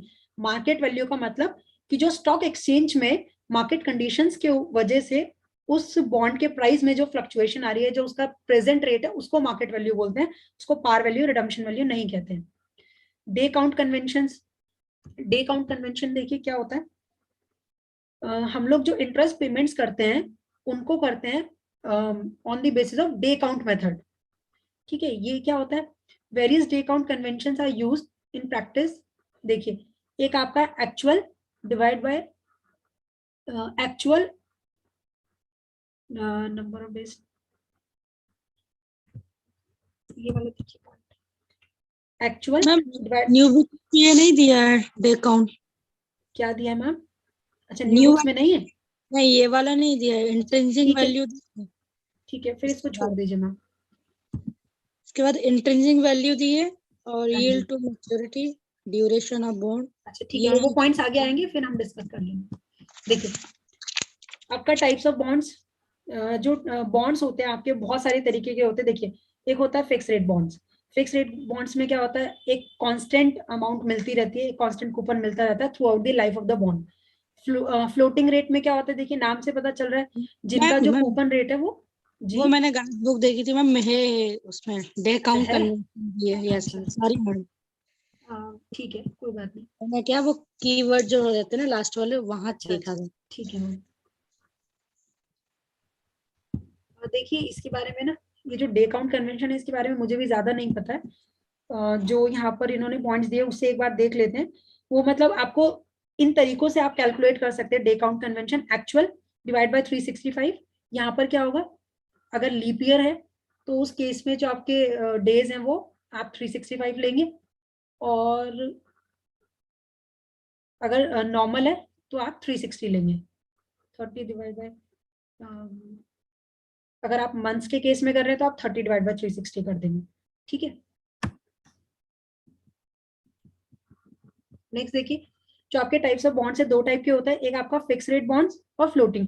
फिक्स में देखिए नाम से पता चल रहा है कि जहां पर जो कूपन रेट है वो फिक्स रहेगा, कोई उसमें चेंज नहीं आएगा। फ्लोटिंग रेट में क्या होता है कि आपका जो कूपन रेट है वो आपका क्या होगा, वेरिएबल होगा, वो चेंज होता रहेगा with reference to the reference rates of interest such as LIBOR, जो आपके वो होते हैं, क्या बोलते हैं इनको, स्टॉक एक्सचेंजेस जो होते हैं अलग अलग जगह के।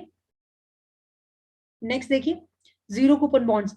जीरो कूपन बॉन्ड जो होते हैं, इसमें क्या होता है, कोई भी रेगुलर इंटरेस्ट नहीं मिलता है, इनका सिर्फ जो मेन बेनिफिट होता है, देखिए इसीलिए इसका नाम क्या है, जीरो कूपन, कोई कूपन नहीं मिलेगा। सिर्फ बेनिफिट क्या होता है कि आप इसको डिस्काउंट में परचेज कीजिए और पार वैल्यू पे आप इसको रिडीम करा लीजिए, तो आपको सीधा सीधा 100 रुपीज का बेनिफिट मिल जाएगा। ये आपके जीरो कूपन बॉन्ड होते हैं। ठीक है, फिर आपके हाई यील्ड बॉन्ड्स होते हैं, इनको जंक बॉन्ड्स भी कहते हैं।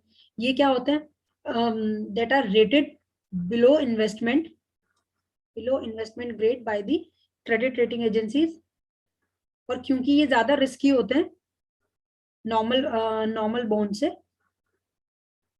ठीक है, देखिए आप सीधा से ये समझिए, जहां पर भी रिस्क ज्यादा होगा वहां पर आपको रिटर्न्स भी ज्यादा मिलने की संभावना होगी। नो रिस्क नो गेन, वही वाली सिचुएशन है कि क्योंकि ये जो बॉन्ड्स है वो ज्यादा रिस्की होते हैं, इसलिए इनके जो रिटर्न्स होते हैं या जो इनके यील्ड होते हैं वो भी ज्यादा होते हैं। नेक्स्ट आपके कन्वर्टेबल बॉन्ड्स। कन्वर्टेबल बॉन्ड्स वो बॉन्ड्स होते हैं जिसको आप बाद में नंबर ऑफ शेयर्स में कन्वर्ट करा सकते हैं। ठीक है, नेक्स्ट आपके इन्फ्लेशन इंडेक्स बॉन्ड्स। जो इन्फ्लेशन इंडेक्स बॉन्ड्स होते हैं, इसमें क्या होता है कि आप लोग जो परचेजिंग पावर या जो इन्फ्लेशन के रेट चलते रहते हैं, जैसे हम वो पढ़ते हैं ना, wholesale price index, consumer price index, तो उनके साथ ये फ्लक्चुएट करता है। उसके अलावा और भी आपके इंडेक्स बॉन्ड्स होते हैं, जैसे कि आपका equity linked notes, bonds indexed on a business indicator. तो बहुत ज्यादा आपको पढ़ने की जरूरत नहीं है, बस दो चार आपको पता होने चाहिए, फिक्स, फ्लोटिंग, कन्वर्टेबल और जीरो कूपन बॉन्ड्स। मेजर यही होते हैं आपके। देखिए, परपेचुअल बॉन्ड्स देख लीजिए। परपेचुअल बॉन्ड्स जिनकी कोई भी मैच्योरिटी लाइफ नहीं होती। बियरर बॉन्ड, ऐसे बॉन्ड्स जिसपे किसी का भी नाम नहीं लिखा रहता है, तो उसमें क्या होता है, जिसके हाथ में उसका है। जैसे कि हमारे करेंसी नोट्स होते हैं ना, वो भी आपका एक तरह से वो होता है बियरर, क्या कहना चाहिए, एक बियरर डॉक्यूमेंट होता है, ठीक है, कि जिसके हाथ में उसके हाथ में पैसे, क्योंकि उस पर लिखा भी रहता है आई प्रॉमिस टू पे बियरर इतना सम ऑफ अमाउंट, ठीक है। गवर्नमेंट बॉन्ड्स क्या होते हैं, इनको आप ट्रेजरी बॉन्ड्स भी कहते हैं, और इनको कौन इशू करता है, नेशनल गवर्नमेंट इशू करती है, और इसमें जो डिफॉल्ट रिस्क है वो ऑब्वियसली बहुत कम होगा। देखिए जो डिवेंचर्स है वो आपके कमर्शियल कंपनीज इशू करती है, उसमें रिस्क थोड़ा ज्यादा होता है as compare to government bonds, तो ऑब्वियसली फिर उसमें रिटर्न्स भी ज्यादा, गवर्नमेंट बॉन्ड्स में रिटर्न्स कम होते हैं, रिस्क कम होता है, और जो आपके डिवेंचर्स हैं या जो आपके कमर्शियल बॉन्ड्स होते हैं उसमें आपका रिस्क थोड़ा ज्यादा होता है लेकिन रिटर्न्स भी ज्यादा होते हैं।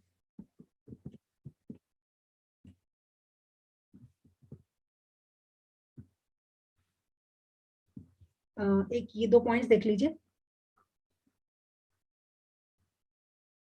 जो बॉन्ड्स होते हैं उसमें आपके कुछ ऑप्शंस होते हैं।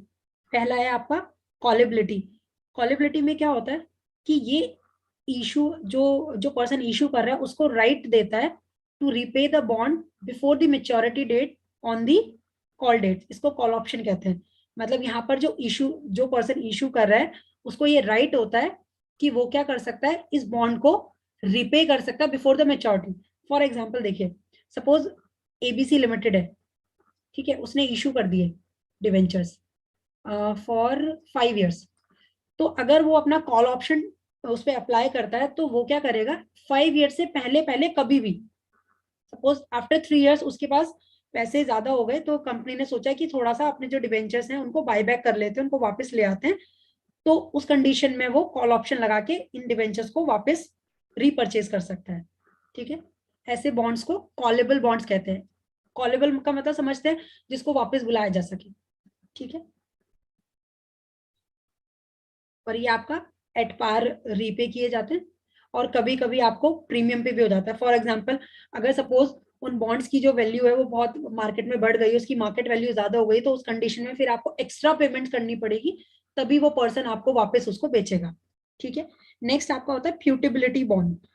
अब देखिए प्यूटेबिलिटी में क्या होता है, इसमें क्या होता है, जो होल्डर है, जिसके जो डिवेंचर होल्डर है उसके पास क्या राइट होता है, to force the issuer to repay the bond before the maturity date on the put dates, इसको पुट ऑप्शन कहते हैं, ठीक है। इसमें क्या है, इसका मतलब क्या होता है कि जो होल्डर है वो कंपनी को फोर्स कर सकता है कि आप क्या करें, मेरे पैसे को रीपे कर दें बिफोर द मैच्योरिटी। देखिए जब कंपनी मांगेगी वापस कॉल ऑप्शन, जब होल्डर मांगेगा वापस तो पुट ऑप्शन, ठीक है। बहुत ज्यादा स्ट्रेस मत दीजिए इसमें। Valuation of bonds,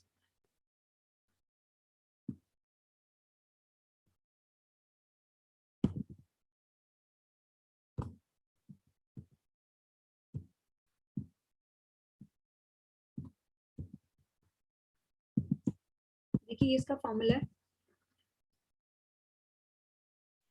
intrinsic value of bond निकालने के लिए आप लोग क्या करें, इसका फॉर्मूले आप लोगों को मैंने दूसरे टाइप से लिखवाए थे, किसी के पास है अभी अवेलेबल? अगर है तो ग्रुप में भेज दीजिए प्लीज।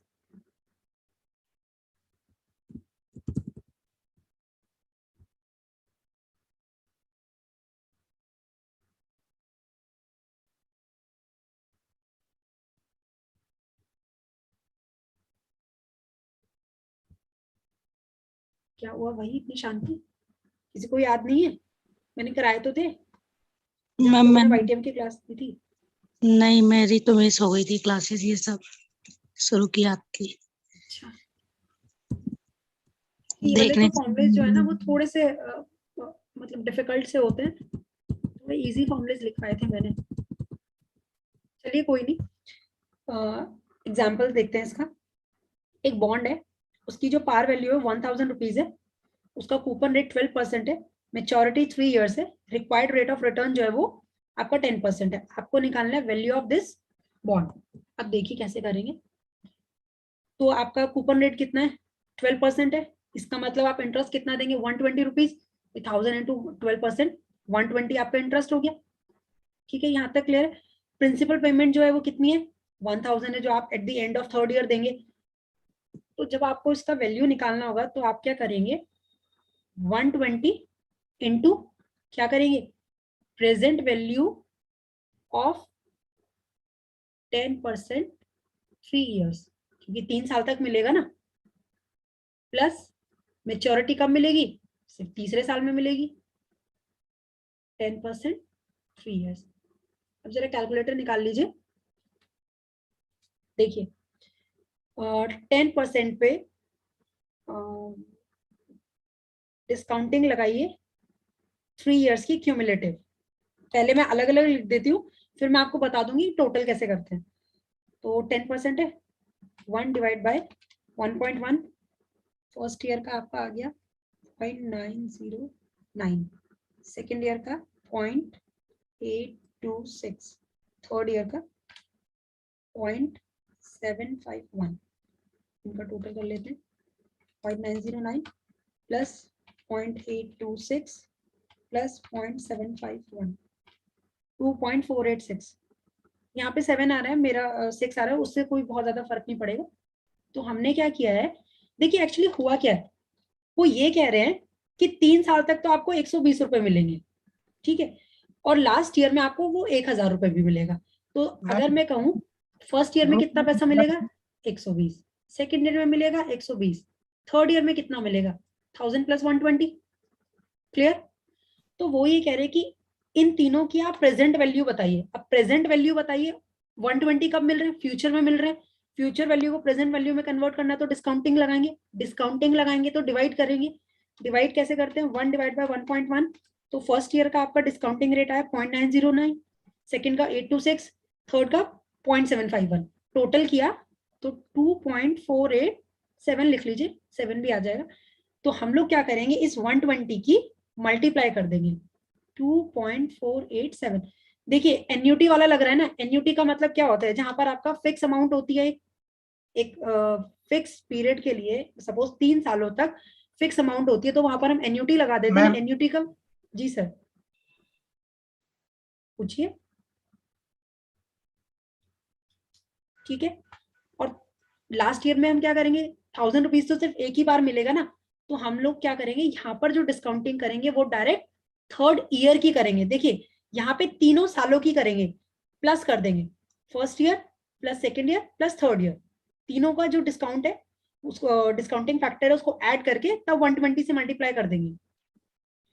आप चाहे तो ऐसे भी कर लीजिए, 120 इंटू पहले 0.909 कर लीजिए, फिर 120 इंटू 0.2। मैम एक बार इसका कैलकुलेशन बता दीजिए ना, 10% और ये 3 ईयर जो लिखा हुआ है, ये जो मैंने लिखा है जी ये, मैम जो आपने फॉर्मूला बताया था वो ग्रुप में शेयर किया, तो एक बार देखना, वो थोड़ा सा गलत हो सकता है। अच्छा ठीक है सर, मैं अभी देखूंगी। पहले आप ये देख लीजिए कि ये जो है 120 रुपीज आपको कब तक मिलेगा, 3 साल तक मिलेगा और रेगुलर मिलेगा। तो जब भी आपकी जो अमाउंट है ना मैम वो सेम होती है, तो हम लोग क्यूमुलेटिव डिस्काउंट फैक्टर लगा देते हैं, मतलब ऐड करके देखिए। अब आप अलग अलग कर लीजिए तो भी आंसर सेम ही आएगा। नहीं मैम, वो तो समझ गई कि वो 3 साल का निकाल के ऐड कर जी, देंगे, या तो जी। फिर उसको जीटी अच्छा फिर कर क्या लेंगे तो पूछ रहे मैम कैलकुलेटर। बताइए। बट मैम ये 9 पॉइंट जो 0.909 आया है ना, जी वो कैसे इसको कैलकुलेट करके अच्छा आया है? मैं बताती हूँ, देखिए इसका जो तरीका होता है वो होता है 1 डिवाइड बाय 1 प्लस आर, ठीक है मैम। ओके मैम, और जो यही आर यही है, नहीं समझ में आया था, अच्छा ये ठीक है देख लीजिए, 10% डायरेक्टली लिखा हुआ है ना, इस वजह से। अच्छा ठीक है मैम, इसको हम इस तरह से लिखते हैं 1 डिवाइड बाय 1 प्लस, और ये जो आर होता है ना मैम, क्योंकि इसको आप 10/100 रखेंगे तो आपका 0.1 आ जाता है, जी 0.10, 1 डिवाइड बाय 1.1 आ जाएगा। तो जब आप कैलकुलेटर में 1 डिवाइड बाय 1.1 करेंगे तो आपको 0.909 मिल जाएगा, ठीक है। तो यहाँ पर आपको समझ आया, मैंने 3 सालों का 120 ले लिया। अब क्योंकि 1000 तो सिर्फ लास्ट ईयर में मिलेंगे, थर्ड ईयर में मिलेंगे, तो उसके लिए सिर्फ थर्ड ईयर का डिस्काउंटिंग रेट चाहिए 0.751। तो हम लोग क्या करेंगे, 120 इंटू 2.487 किया तो वैल्यू मिल गई 298.44, और 1000 इंटू 0.751 मिला तो वैल्यू मिल गई 751। इसका मतलब कि इस बॉन्ड से जो टोटल रिटर्न्स मिले हैं वो कितने मिले, 1049 रुपीज 0.44, ठीक है। ये बहुत इजी सा एग्जांपल है, अगर आपको इसमें थोड़ा कंफ्यूजन है तो प्लीज अभी पूछ लीजिए, क्योंकि जब हम आगे बढ़ेंगे तो फिर मैं ये एक्सपेक्ट करूंगी कि ये चीज आपको समझ में आ गई है, तब फिर हम आगे बढ़ेंगे। 1 मिनट का टाइम ले लीजिए क्योंकि इंपॉर्टेंट टॉपिक है।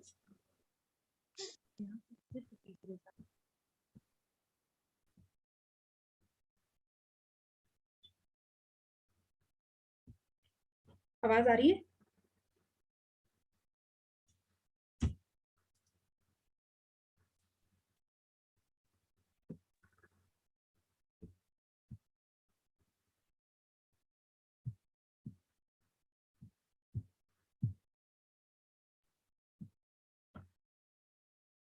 आवाज आ रही है आप लोगों को?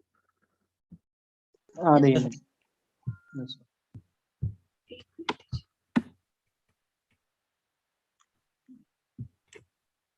मैम।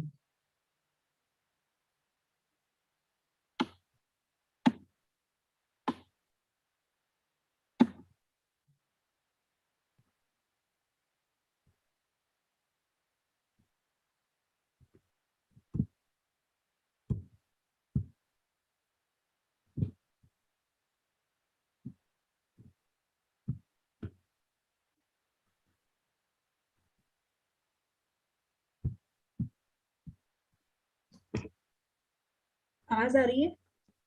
आ रही एक बार क्लास को डिस्कनेक्ट करके फिर दोबारा स्टार्ट करते हैं।